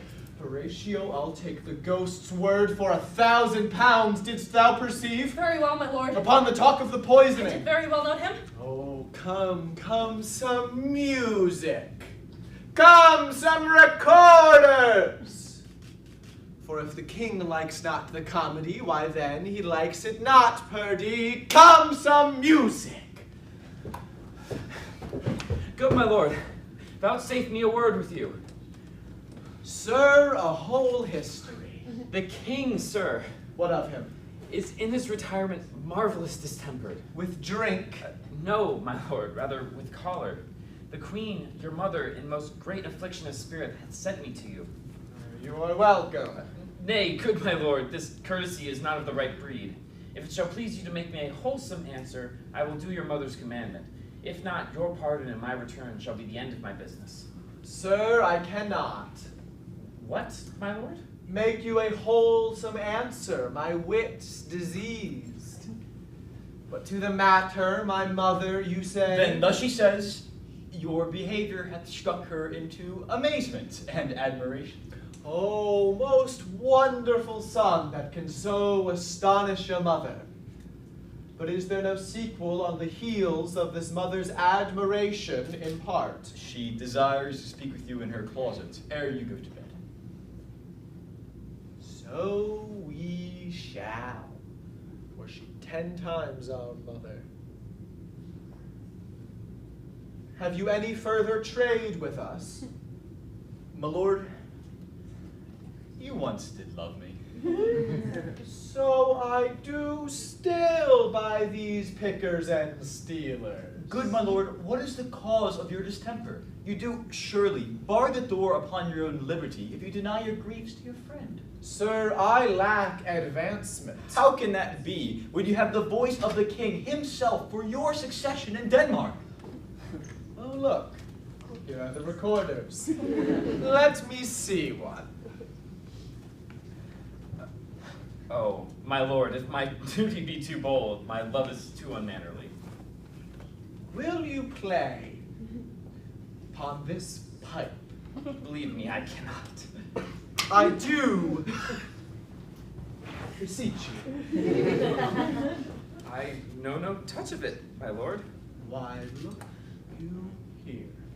'Tis easy as lying.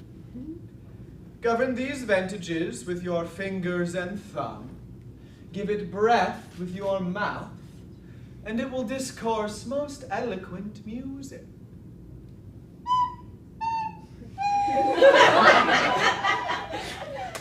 Look you, here are the stops.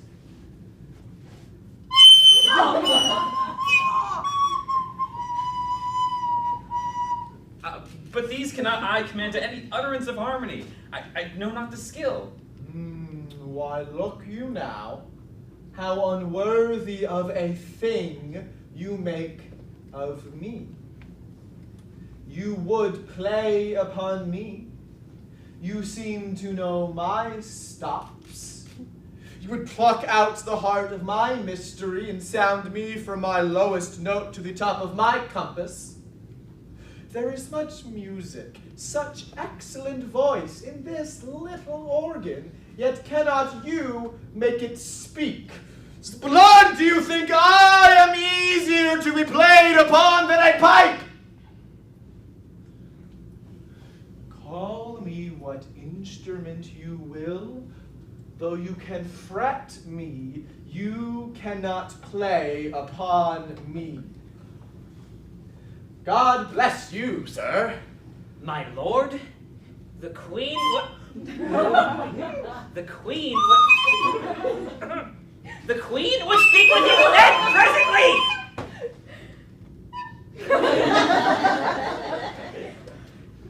I will come to my mother by and by. They fool me to the top of my bent. I will come by and by. I will say so. Oh, by and by is easily said. Leave me, friends.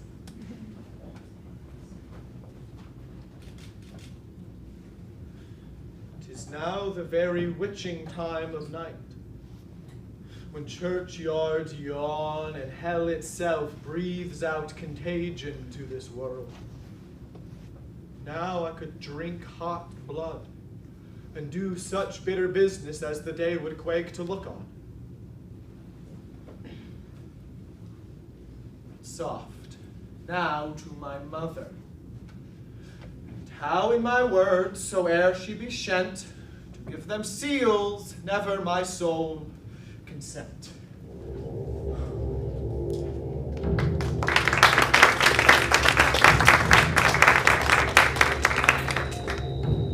I like him not. No stands it safe with us to let his madness range. Therefore prepare you. I, your commission, will forthwith dispatch, and he to England shall along with you. The terms of our estate may not endure hazard so dangerous as doth hourly grow out of his lunacies. We will haste us.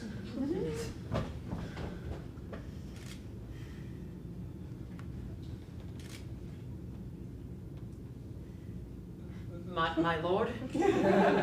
He's going to his mother's closet. Behind the arras, I'll convey myself to hear the process. Fare you well, my liege. I'll call upon you ere you go to bed and tell you what I know. Thanks, dear my lord.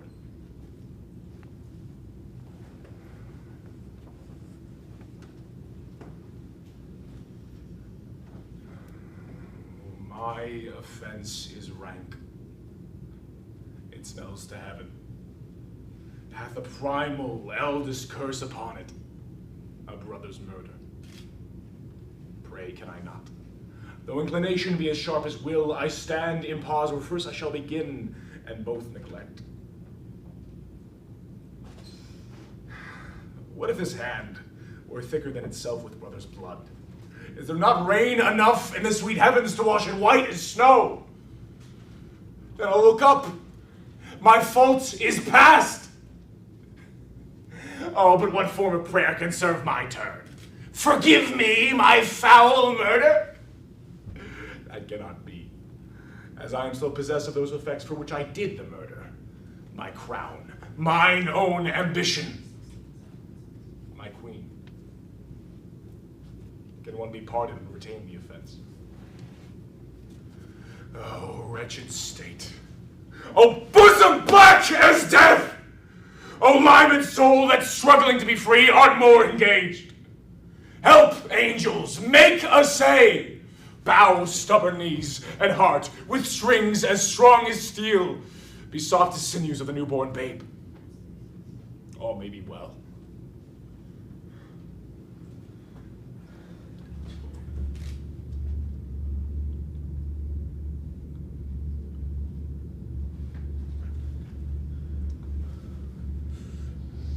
Now I might do it, Pat. Now he is praying, and now I'll do it.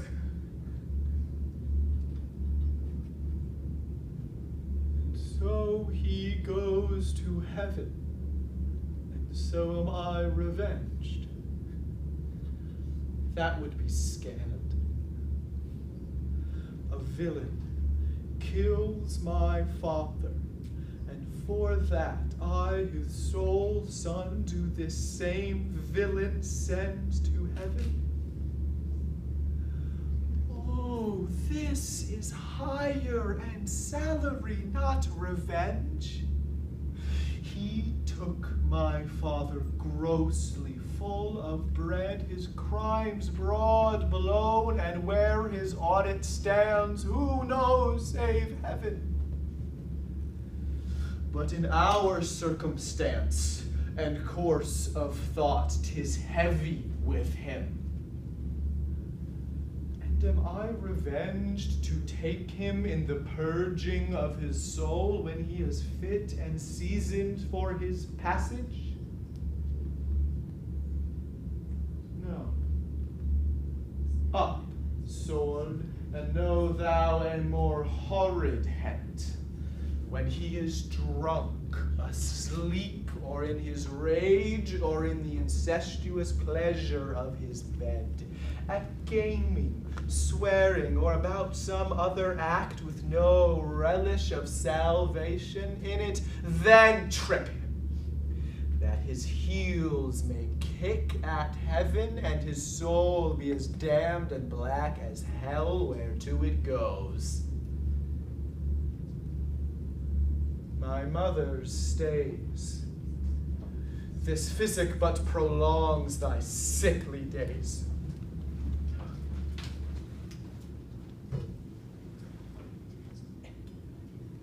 My words fly up. My thoughts remain below. Words without thoughts never to heaven go.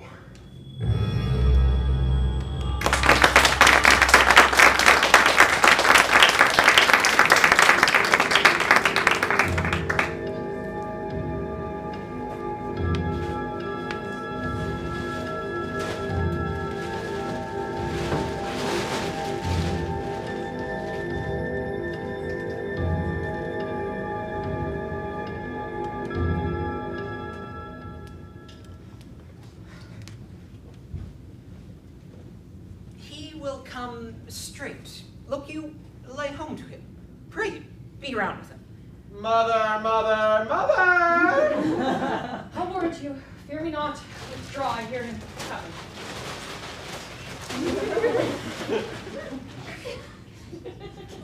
How now, mother, what's the matter? Hamlet, thou hast thy father much offended. Mother, you have my father much offended. Come, come, you answer with an idle tongue. Go, go, you question with a wicked tongue. How now, Hamlet? What's the matter now? Have you forgot me? No, by the rood, no, you are the queen. You are your husband's brother's wife, and it were not so, you are my mother. Nay, then I'll set those to you that can speak. Nay, come, sit you down, you shall not budge. You go not till I set you up a glass where you may see the inmost part of you. What wilt thou do? Thou wilt not murder me? Help! Help, ho! What? Ho! Help! How now? A rat?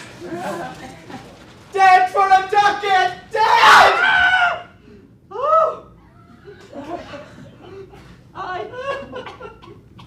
am slain. Movie, what hast thou done? Nay, I know not. Is it the king? Rash and bloody deed is this? A bloody deed. Almost as bad, good mother, as kill a king and marry with his brother. As kill a king. Aye, lady, 'twas my word.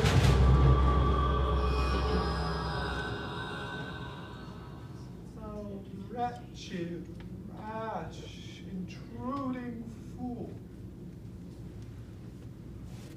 Farewell. I took thee for thy better. Peace! Sit you down, and let me wring your heart, if it be made of penetrable stuff. What have I done that thou darest wag thy tongue in noise so rude against me? Such a deed as from the body of contraction plucks the very soul, and from sweet religion makes a rhapsody of words. Heaven's face doth glow, yea, the solidity and compound mass with tristful visage as against the doom is thought sick at the act. Ay me, what act that roars so loud and thunders in the index? Look you here, upon this picture, and on this, the counterfeit presentment of two brothers. See what a grace was seated here upon this brow. Hyperion's curls, the front of Jove himself, a form and a combination indeed, where every god did seem to set their seal to give the world assurance of a man. this was your husband. Now look you here what follows. Here is your husband, like a mildewed ear, blasting his wholesome brother. Have you eyes? You cannot call it love.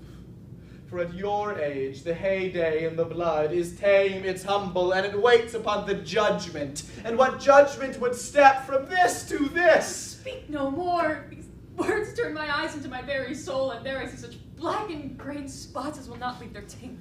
Nay, but to live in the rank sweat of an enseamed bed, stewed in corruption, honeying and making love, or the nasty Oh, side. speak no more! These words enter like daggers in my ears. No more, sweet Hamlet! King of shreds and patches!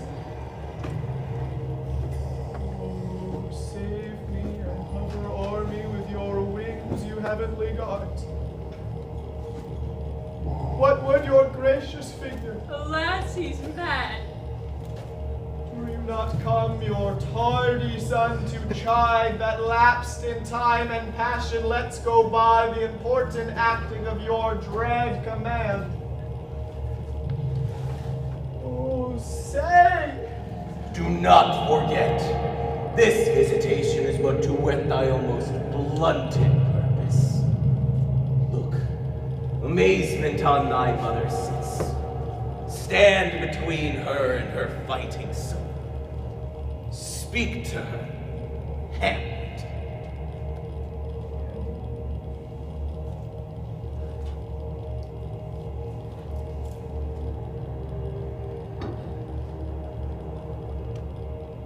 How is with you, lady?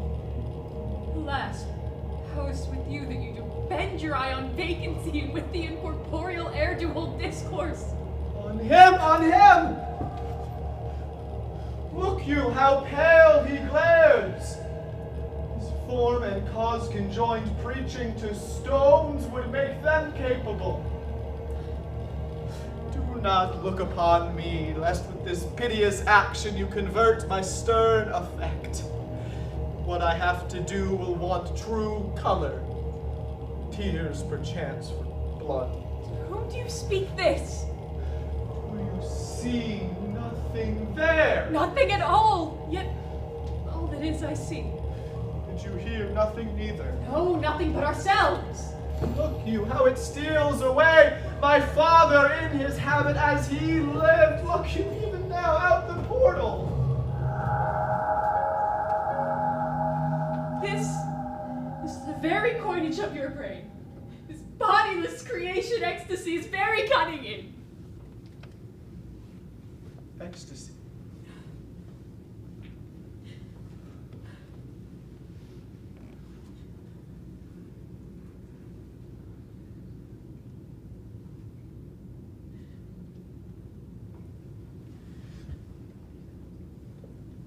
My pulse, as yours, doth temperately keep time and makes as healthful music. It is not madness that I have uttered. Confess yourself to heaven. Repent what's past, avoid what is to come, and do not spread compost on the weeds to make them rancor. Oh, Hamlet, thou hast cleft my heart in twain. Oh, throw away the worser part of it and live the pure with the other half. Mother, good night. But do not go to mine uncle's bed. Assume a virtue if you have it not. And when you are desirous to be blessed, I'll blessing beg of you.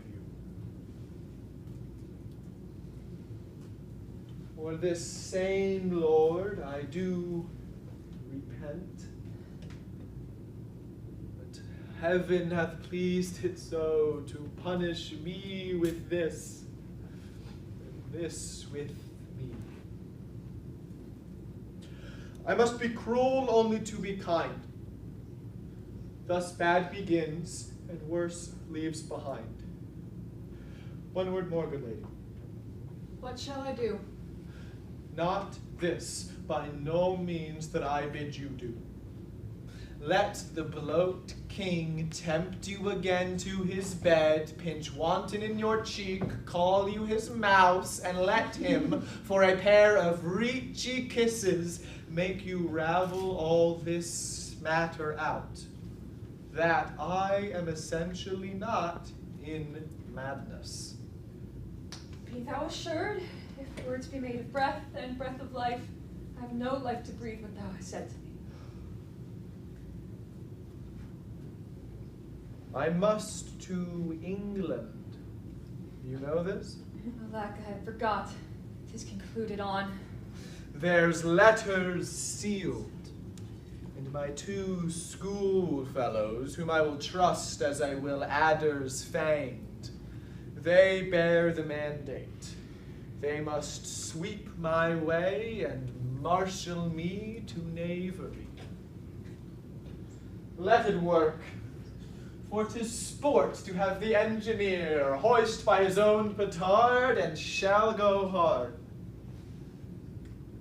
Mother, good night. Indeed, this counselor is now most still, most secret, and most grave, who was in life a foolish, prating knave. Come, sir, to draw toward an end with you.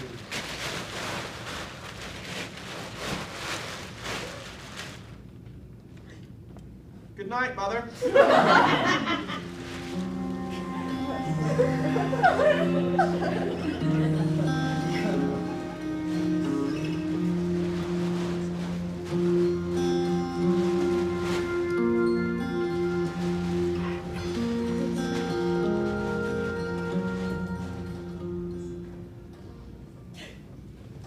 Oh, alas, my good lord, what have I seen here tonight? What, Gertrude? How does Hamlet? Mad as the sea and sky when both contest which is the mightier. This lawless fate hearing something stir behind the airs, pulls out his rapier and cries, a rat! A rat, and in his brandish apprehension kills the unseen good old man. Oh, indeed. Even so with us had we been there. His liberty is full of threats to all. To you yourself, to us, to everyone. Alas, how shall this bloody deed be answered? Where is he gone? To draw apart the body he hath killed. For whom his very madness, like an ore among a mineral of metal bases, do show itself pure. He weeps for what is done. Gertrude, come away. The sun no sooner shall the mountains touch, but we will ship him hence. Ho, Guildenstern! Hamlet and Manus have Polonius slain. Go seek him out, speak fair, and bring the body into the chapel. I pray you make haste. Gertrude, come away. My soul is full of discord and dismay.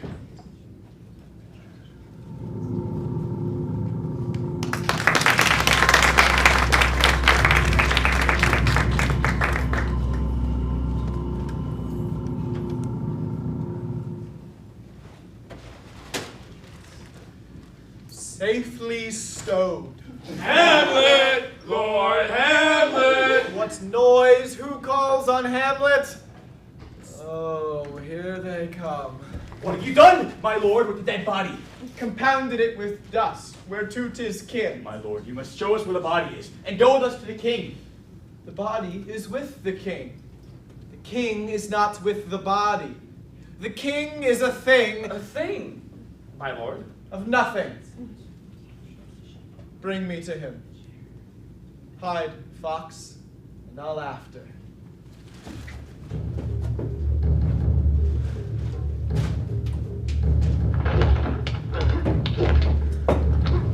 How now? What news? Where the dead body is bestowed, my lord, we cannot get from him. But where is he? Without, my lord, guarded to know your pleasure. Bring him before us. Ho, Guildenstern! Bring in, my lord.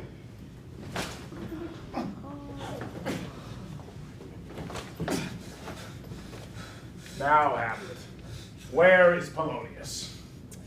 At supper. At supper. Where? Not where he eats, but where he is eaten. A certain convocation of politic worms is even at him. Alas, alas. A man may fish with a worm that hath fed of a king, and a man may eat of that fish that hath fed of that worm. What dost thou mean by this? Nothing but to show how a king may progress through the guts of a beggar. Where is Polonius? In heaven. Send hither to see. If your messenger find him not there, seek him in the other place yourself. Ah! But indeed, if you find him not within the month, you will nose him as you go up the stairs into the lobby. Go seek him out. You will stay till you come. Hamlet, this deed for thine especial safety, which we do tender, as we dearly grieve for that which thou hast done, must ship thee hence for England. For England? I, Hamlet. Good. So it is, if thou knewest our purposes. I know a cherub that sees them. But come, for England! Farewell, mother. My loving father, Hamlet. My mother. Father and mother is man and man and wife is one flesh, so my mother. Come, for England! Follow him at foot. Tempt him with speed abroad. Delay it not. I'll have him hence tonight. Away, for everything else is sealed and done that leads on this affair. I pray you, haste! Like the hectic in my blood he rages, and thou must cure me, till I know 'tis done. Hour my joys, my haps were ne'er begun.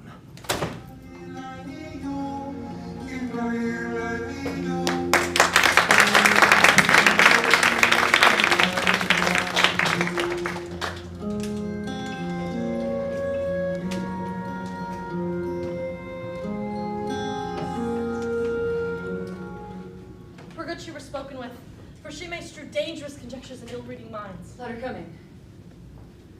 Oh, to my sick soul, this sin's true nature is, each day toy seems prologue to some great amiss.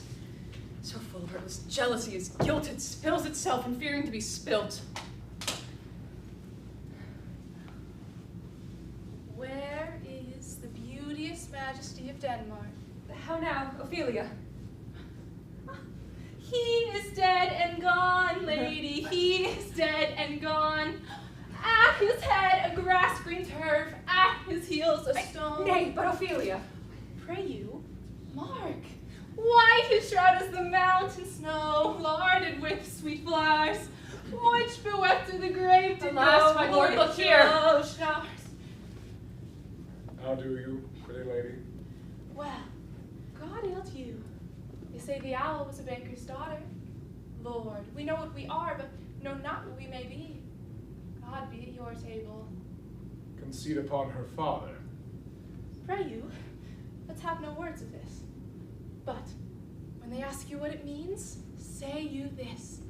Tomorrow is St. Valentine's Day, all in the morning betime, and I am made at your window to be your Valentine.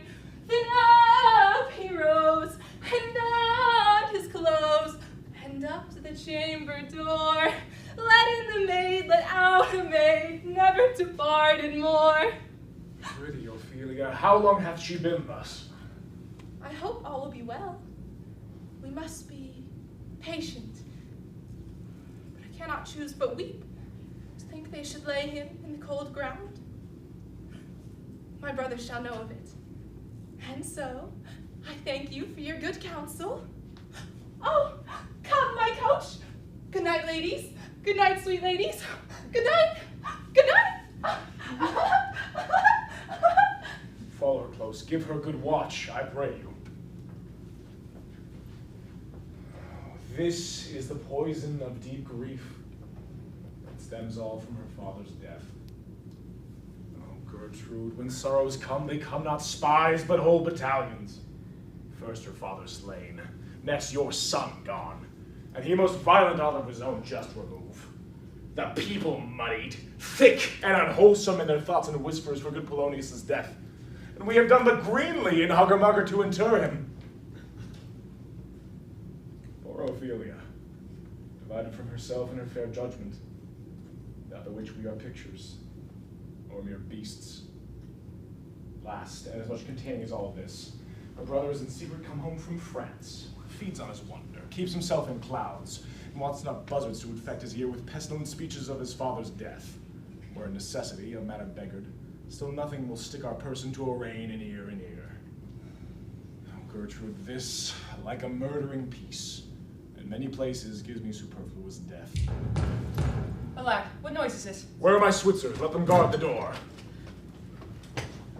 How now? What's the matter? Save yourself, my lord. The ocean, overpeering us with its list, eats not the flats with more impetuous haste than that of young Laertes. In a riotous head, overbear your officers. The rabble call him lord. They cry, choose we, Laertes shall be king.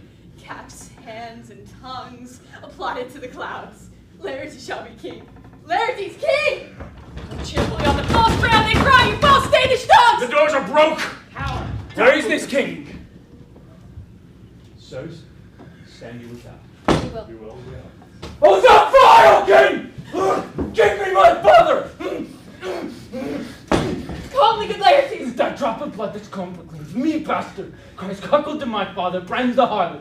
Even here, between the chaste underswept brow of my true mother.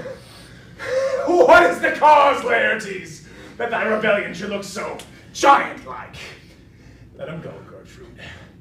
Tell me, Laertes, why art thou so incensed? Let him go, Gertrude. Speak, man. Where is my father? Dead. But not by him. Let him demand his fill. Good Laertes, if you'll know the certainty of your dear father's death, is it writ in your revenge that swoop-stake you will draw both friend and foe, winner and loser? None but his enemies. Will you know them, then? To his good friends, thus, wide elope my arms. Why, now you speak like a good child and a true gentleman, that I am guiltless in your father's death, and most sensible in grief for it. How now? What noise is this? Oh, heat. Try up my brains. Tears 7 times salt. Burn out the senses in virtue of mine eyes. Dear maid, kind sister, sweet Ophelia. Oh heavens, is it possible that a young maid's wits should be as mortal as an old man's life? They bore him barefaced on the bier. Hey, nonny, nonny. Hey, hey, nonny.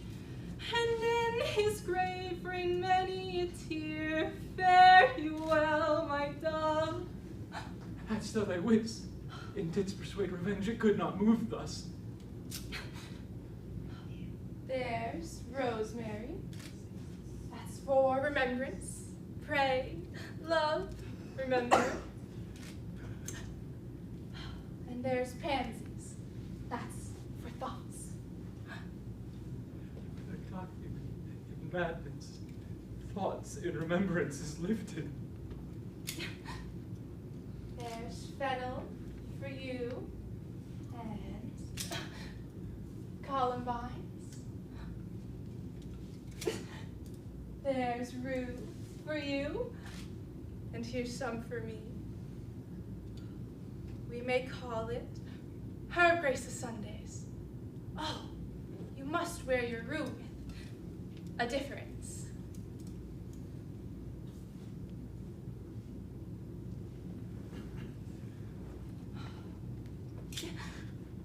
There's a daisy. I would give you some violets, but they withered all when my father died. They say he made a good end. For body sweet, Robin is all my joy. Thought and affliction, passion, hell itself, she turns her favor into prettiness. And will he not come again?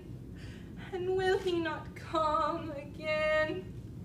No, no, he is dead.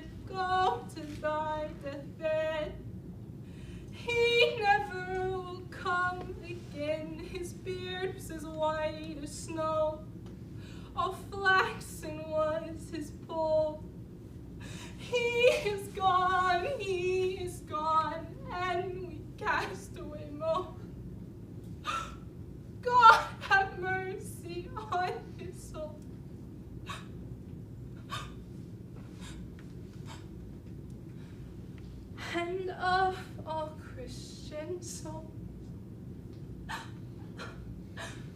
I pray God. God be with ye.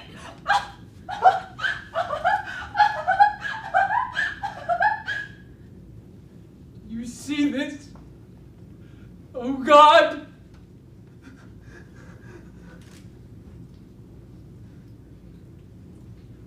Laertes, I must commune with your grief, or you deny me right. Go but apart. Make choice of those whom your wisest friends you will. Let them hear and judge twixt you and me. If by direct or collateral hand they find us touched, will our kingdom give, our crown, our life, all that we can ours to you in satisfaction. But if not, be you content to lend your patience to us. We shall jointly labor with your soul to give it its due content. Let this be so. His means of death, his obscure funeral, cry to be heard. Mystery from heaven to earth that I must call it into question. And so you shall. Where the offense is, let the great axe fall. Come, go with me.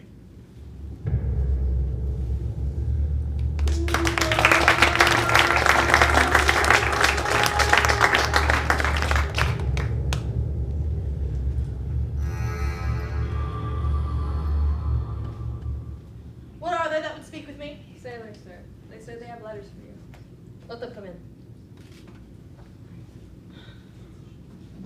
I know not what part of the world I should be greeted, if not by Lord Hamlet. God bless you, sir. Let him bless you too. He shall, sir, and it please him. I have a letter for you. It comes from the ambassador bound for England. If your name be Horatio, as I am led to know it is. Horatio, when thou shalt have overlooked this, give these fellows some means to the king. They have letters for him. Ere we were 2 days old at sea, a pirate of very warlike appointment gave us chase. Finding ourselves too slow of sail, we put on a compelled valor, and in the grapple I boarded them on the instant they got clear of our ship, so I alone became their prisoner? They have dealt with me like thieves of mercy. They knew what they did. I am to do a good turn for them. Let the king have the letters I have sent, and repair thou to me with as much speed as thou wouldst fly death. I have words to speak in thine ear that will make thee dumb, and yet are they too much for the bore of the matter. These fellows will bring me where I am. He that thou knowest thine. Hamlet. Come, I will make you way for these your letters, and do it with speed, that you might direct me to him from whom you brought them.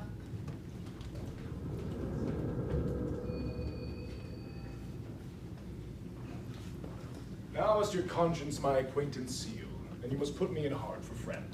Sith you have heard, and with knowing ear, that he which hath thy noble father slain pursued my life. So I have a noble father lost, and a sister driven into desperate terms, whose worth, if praise may go back against, a challenger amount of all the age for her perfections. But my revenge will come. I loved your father, and we love ourselves. And that, I hope, may teach you to imagine. How now, what news? Letters, my lord, from Hamlet. This to your majesty, this to the queen. Laertes, you shall hear them. Leave us. High and mighty, you shall know I am set naked on your kingdom. Tomorrow I shall beg leave to see your kingly eyes, when I shall, first asking your pardon thereunto, recount the occasion of my sudden and more strained return. Hamlet, what should this be? Are all the rest come back, or is this some abuse and no such thing? Oh, I am lost in it, my lord, but let him come. It warms the very sickness in my heart that I shall live to tell him to his teeth, thus didst thou. If it be so, Laertes, and how should it be so? How otherwise will you be ruled by me? Aye, my lord, so you will not or rule me to peace. Hamlet has returned. What would you undertake to prove yourself your father's son in deed more than in words? To cut his throat in the church. No place indeed should murder sanctuarize. Revenge should know no bounds. But good Laertes, will you do this? Keep close within your chamber. Hamlet return shall know you are come home. We'll put on those that shall praise your excellence, and wager on your heads. He, being remiss, generous and free from all contriving, will not peruse the foils, so that with ease, or with a little shuffling, you may choose a sword unbaited, and in passive practice requite him of your father. Oh, I will do it, my lord.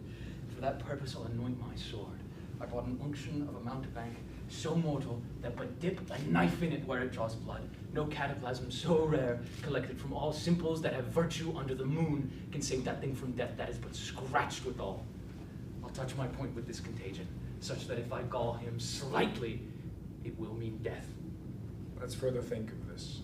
We'll place a solemn wager on your cunnings. I have it. When in your motion you are hot and dry, as make your bouts more violent to that end, and he calls for a drink, I've prepared him a chalice for the nonce, whereupon, but sipping, if by chance he escaped your venom stuck, our purpose may hold there. How now, sweet queen? One woe doth tread upon another's heel. How fast they follow. Your sister's drowned, Laertes. Drowned? Oh, where? There sits a willow, grows aslant a brook, who shows his hoar leaves in the glassy stream. There with fantastic garlands did she come of crow flowers, nettles, daisies, and long purples. There on the pendant boughs her cornet weeds, clamoring to hang an envious sliver broke. For down her weedy trophies and herself fell into the weeping brook. Her clothes spread out wide and mermaid-like, a while they bore her up, during which time she chanted snatches of old tunes as one incapable of her own distress, or like a creature native and endued unto that element. But long it could not be till that her garments, heavy with their drink, pulled the poor wretch from her melodious lay to muddy death. Drowned, then. She is drowned. Drowned. Drowned. Too much of water hast thou, Ophelia, so I forbid my tears. My lord, I have a speech of fire that fain would blaze, but that this folly darks it. How much I have to do to calm his rage. Now after this we'll give it start again. Therefore let's follow.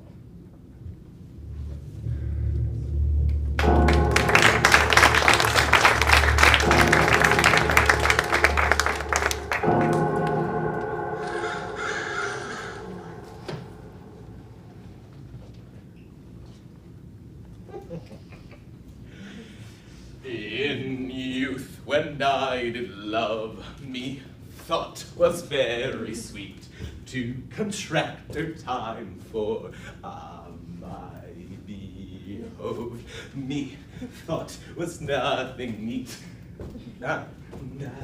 Has this fellow no feeling in his business, that he seems a grave maker? Custom hath made it in him a property of easiness. 'Tis even so, the hand of little employment hath the daintier sense. I will speak to this fellow. Whose grave is this? Sirrah? Mine, sir. I think it be thine indeed, for thou liest in it. Well, thou lie out on it, sir. Yet it is not yours. For my part, I do not lie in it, and yet it is mine. Thou dost lie in it, to be in it, and say it is thine. 'Tis for the dead, not the quick. Therefore thou liest. It is a quick lie, sir. 'Twill away again from me to you. What man dost thou dig it for? Oh, for no man, sir. What woman then? Well, none neither. Who is to be buried in it? Well, that was a woman, sir, but rest her soul, she's dead.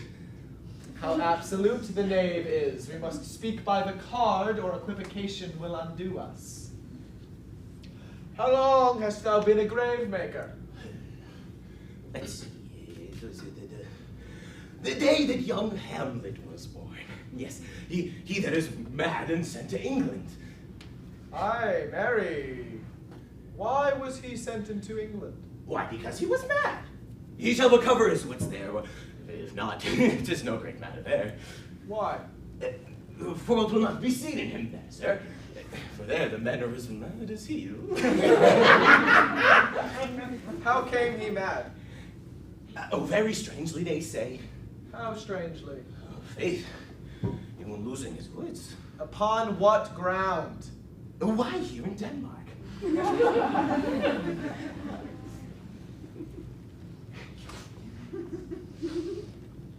How long will a man lie in the earth ere he rot? In faith, if you're not rotten before he dies, we have many pocky corpses nowadays. Mouse gets a little amen. It will last you some 8 years, 9 years, maybe. Here's a skull now. Oh, yes. Yes, this skull hath lain in the earth 23 years. Whose was it? Oh, son, mad fellows it was. Whose do you think it was? Nay, I know not. Pestilence on him for a mad rogue. I put a flagon of Rhenish on my head once. This skull, sir, was that of York, the king's jester. This? Even that. Let me see.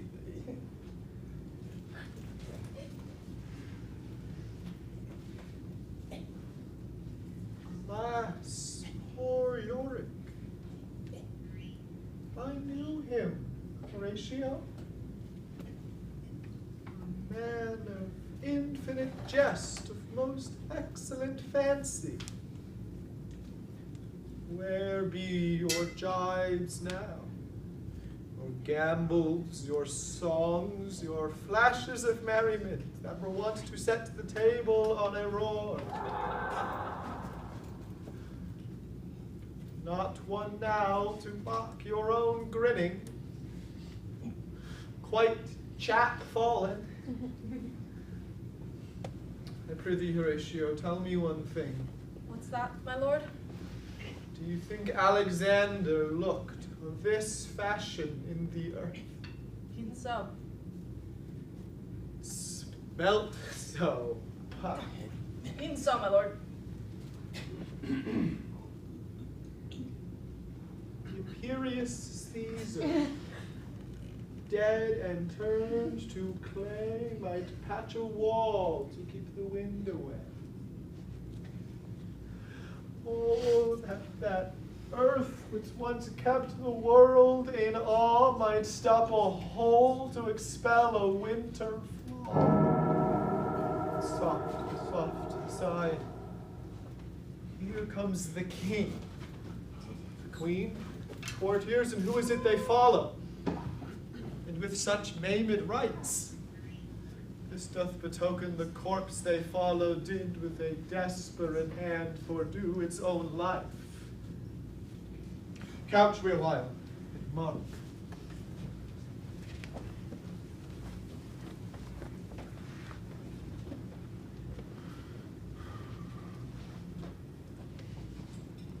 I am a poor, wayfaring stranger. I'm wandering through this world of woe. There is no sickness, no toil, no danger in that bright land to which I go.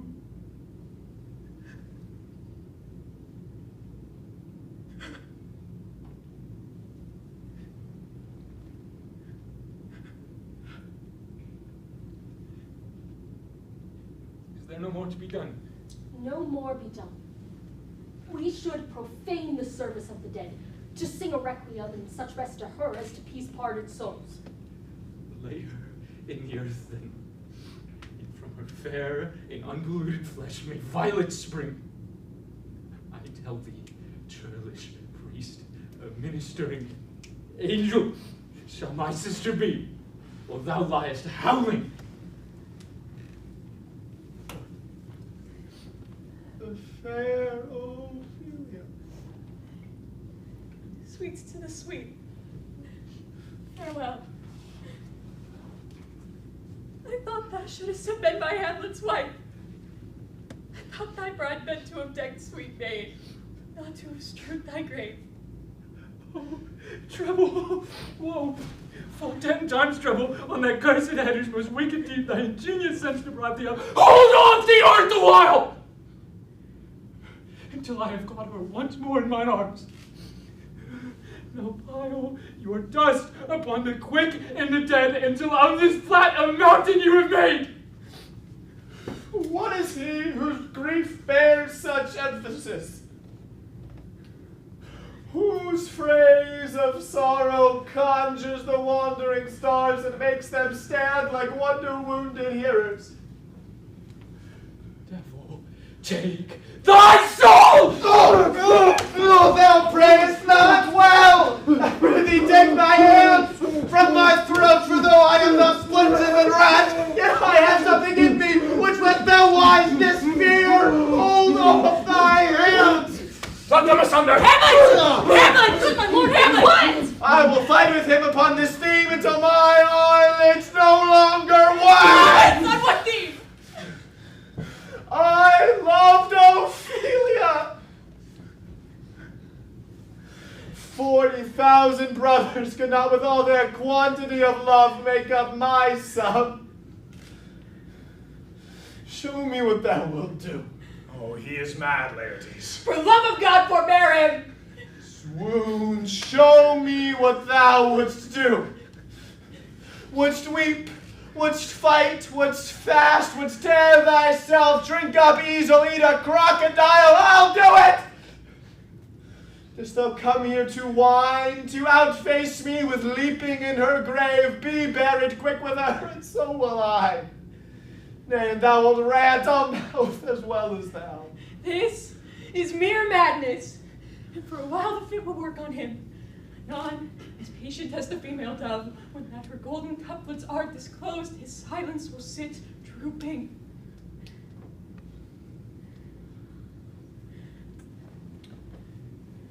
Hear me, sir. Why do you use me thus? I loved you ever. 'Tis no matter. Let Hercules himself do what he may. The cat will mew, the dog will have his day.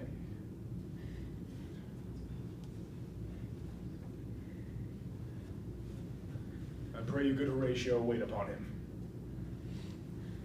Strengthen your patience on our last night's speech, and put the matter to the present push. Sweet Gertrude, set some watch over your son. His grave shall have a living monument. An hour's silence surely shall we see. Till then, patience in our proceeding be.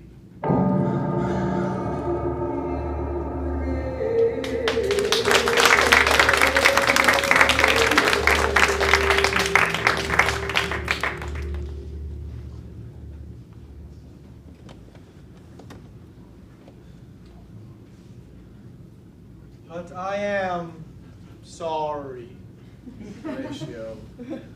It's too Laertes I forgot myself. For in the image of my cause I see the portraiture of his. I'll court his favors. But sure, the bravery of his grief did put me into a towering passion. Peace! Who comes here? Your lordship is right welcome back to Denmark. I humbly thank you, sir. Sweet lord, if your lordship were at leisure, I should impart a thing to you from his majesty. I will receive it with all diligence of spirit. Put your bonnet to its right use. 'Tis for the head. I thank you, lord. It is very hot. And yet, I believe it is very cold. The wind is northerly. It is an indifferent cold, my lord, indeed. And yet, methinks it is very hot and sultry for my complexion. Exceedingly so, my lord. It is very sultry, yes. 'Twere, I cannot tell you how. But, my lord, his majesty bade me signify to tell you that he has laid a great wager on your head. Sir, this is the matter. Sir, I beseech you, remember. Nay, Good, my lord, for mine ease and good faith. Sir, here's newly come to court Laertes, believe me, an absolute gentleman full of most excellent differences, a very soft society and great showing. Indeed, to speak feelingly of him, he is the card or calendar of gentry, for you shall find in him the continent of what part a gentleman might see. Sir, his definement suffers no perdition in you, though to divvy him inventorily would dizzy the arithmetic of memory. And yet but yaw neither in respect of his quick sale. Your lordship speaks most infallibly of him. Is it not possible to understand in another tongue? You will do it, sir. Really. What imports the nomination of the gentleman? Of Laertes. Oh, his purse is empty already. All his golden words are spent. Of him, sir. I know you are not ignorant. I would you did, sir. And yet, in faith, it would not well approve of me if you did. Well, sir. I know you are not ignorant of what excellence Laertes is. I dare not confess that, lest I compare with him in excellence. But to know a man well were to know himself. I mean, sir, for his weapon, but in imputation laid on him by others, in his meed he's unfellowed. The king, sir, hath laid that in a dozen passes between yourself and him, he shall not exceed you 3 hits. The king hath laid on 12 for 9. It would come to immediate trial if your lordship would vouchsafe the answer. How if I answer no? I mean, sir, the opposition of your person in trial.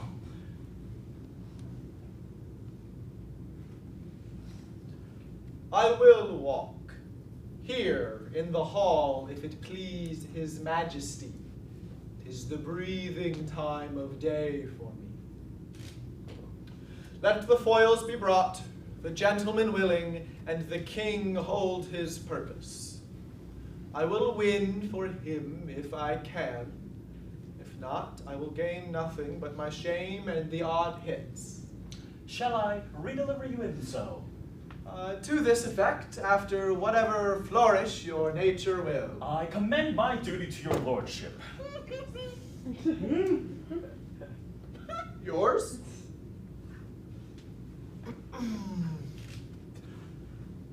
Yours! He does well to commend it himself, for there are no tongue else for his turn. The lapwing one's away with the shell on his head. The king and queen and all are coming down. In happy time. You will lose this wager, my lord. I do not think so. For since he went to France, I have been in continual practice. I will win at the odds. Thou wouldst not think how ill all's here about my heart. If your mind dislike anything, obey it. I would forestall the repair hither and say you are not fit. Not a whit. We defy augury. There's a special providence in the fall of a sparrow. If it be now, yet it will come. If it be not to come, yet it will be now. If it be not now, yet it will come. The readiness is all. Since no man has aught of what he leaves, what is't to leave betimes?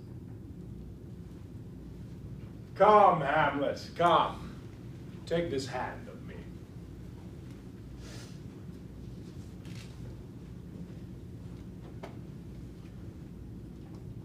Give me your pardon, sir, for I've done you wrong.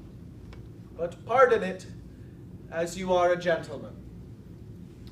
This presence knows, and you must needs have heard, how I am punished with sore distraction. What I have done that might your nature, honor, and exception roughly awake, I here proclaim was madness. If Hamlet from himself be ta'en away, and when he is not himself does wrong Laertes, then Hamlet does it not. Hamlet denies it. Who does it then? His madness. If it be so, Hamlet is of the faction wronged. His madness is poor Hamlet's enemy. Sir, let my disclaiming in this presence from a purposed evil free me so far in your thoughts that I have shot my arrow over the house and hit my brother. I am satisfied in nature, whose motive in this case should stir me most to my revenge. But in my terms of honor I stand aloof, and will no reconcilement till by some elder masters of known honor I have a voice in precedent of peace to keep my name ungored. But until that time, I do receive your offered love like love, and will not wrong it. Will embrace it freely, will his brother's wager frankly play. Bring us the foils, come on. Come, one for me. Nay, I'll be your foil, Laertes. For your skill shall, in my ignorance, like a star in the darkest night, strike off fiery indeed. You mock me, sir. Nay, by this hair. Cousin Hamlet, you know the wager? Very well, my lord. Your grace hath laid the odds o' the weaker side. I do not fear it. I have seen you both, and as he is bettered, you have therefore odds. Send me the stoops of wine on that table. Should Hamlet give the first or the second hit, the king shall drink to his better breath, and in that cup a union shall he throw, richer than that which 4 kings in Denmark's crown have worn. Come, bring me the cup. Now let the kettle to the trumpet speak. The king dunks to Hamlet. Come, begin. And you the judges, bear a weary eye. Come on, sir. Come, my lord.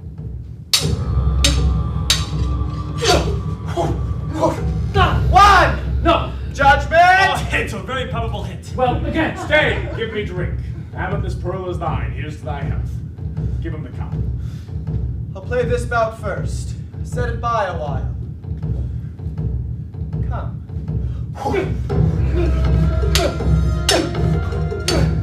Another hit! What say you? A touch, I do confess. Our son shall win.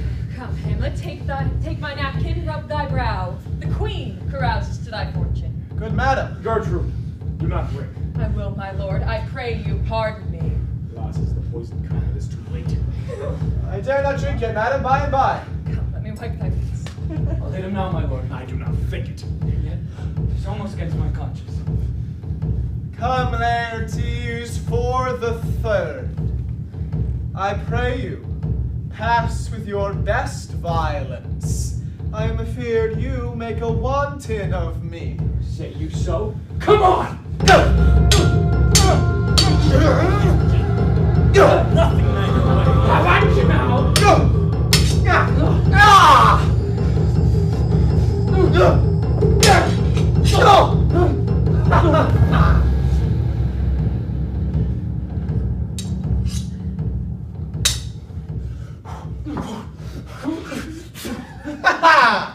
Pluck them asunder! They're incensed!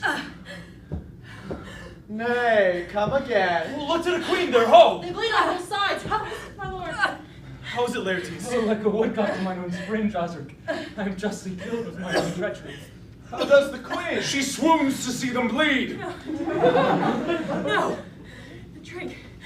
Oh, my dear Hamlet. The drink. I'm poisoned. Ah! Oh, villainy! Let the doors be locked. Treachery, seek it out. It is here. Hamlet, Hamlet, thou art slain. No medicine in the world could do thee good. In thee there is not half an hour of life.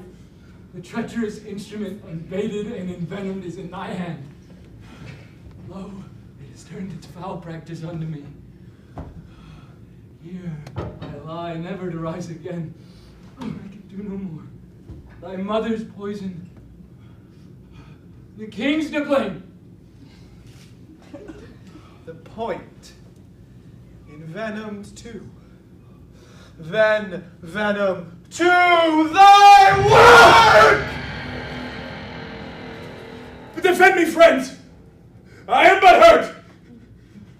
Here, thou incestuous, murderous, damned Dane, drink off this potion.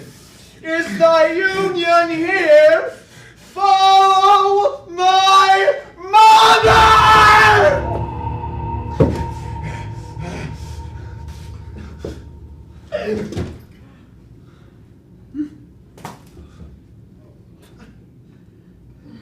He is justly served. It is a poison tempered by himself. Exchange forgiveness with me, noble Hamlet. Mine and my father's death fall not on thee. Thine on me. Heaven make thee free of it. I will follow thee. I am dead, Horatio. Wretched queen. Adieu. You who look pale and tremble at this chance, who are but mutes or audiences to this act, had I but time, as this foul Sergeant Death is strict in his arrest, oh, I could tell you, but let it be. Horatio, I am dead. Thou livest. Report me and my cause aright to the unsatisfied. Never believe it. I am more an antique Roman than a Dane. There's yet some liquor left. As thou art a man, give me the cup. Let go, by heaven, I'll have it. Horatio, what a wounded name, thing standing thus unknown, shall live behind me. If ever thou didst hold me in thy heart, absent thee from felicity a while, and in this harsh world draw thy breath in pain to tell my story. Oh, I die, Horatio. The potent poison quite o'ergrows my spirit. The rest is silence. Now cracks the noble heart. Good night, sweet prince. And flights of angels sing thee to thy rest.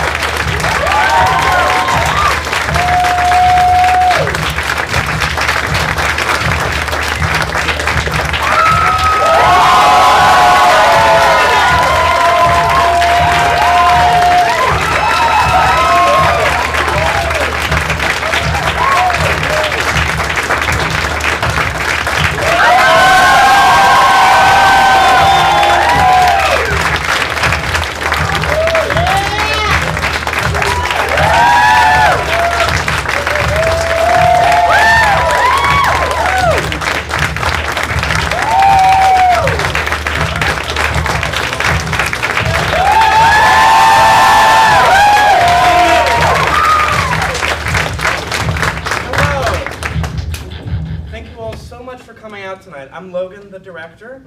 I'm Rena, the assistant director and fight choreographer. It was such a pleasure to be able to put on Hamlet for all of you. This has been a labor of love for months from a large group of cast and crew, and we're all so glad to have been able to perform this for you. The Maryland Shakespeare Players keeps admissions free, and as such relies on the patronage of our audiences. Yes, we are accepting donations from the donation bucket, which is in the green room. No way! If only there was someone who could go get it. Which will be soon appearing. And additionally on our Venmo, MD_Shakespeare. What is that? What? Oh, that's MD_Shakespeare. No way. No. And additionally, we have a limited number of both show shirts and club shirts. I'm currently wearing a club shirt. They're all wearing the show shirts. I own both shirts. They are very comfortable. I highly recommend you get one before they run out. But before we all leave, it is a very special day for someone very close to all of our hearts. Is it now? A very important member of our team. It's their birthday today. Alana, would you come up here?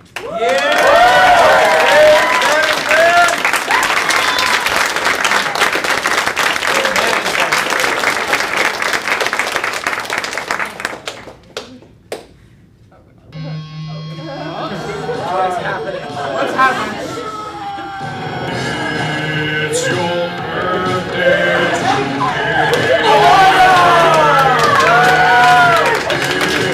It's your birthday today.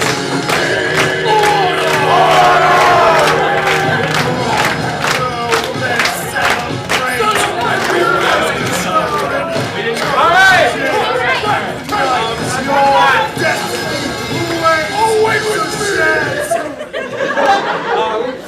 The cast will be going to get out of costume and we'll meet you in the lobby being the hallway just outside of here.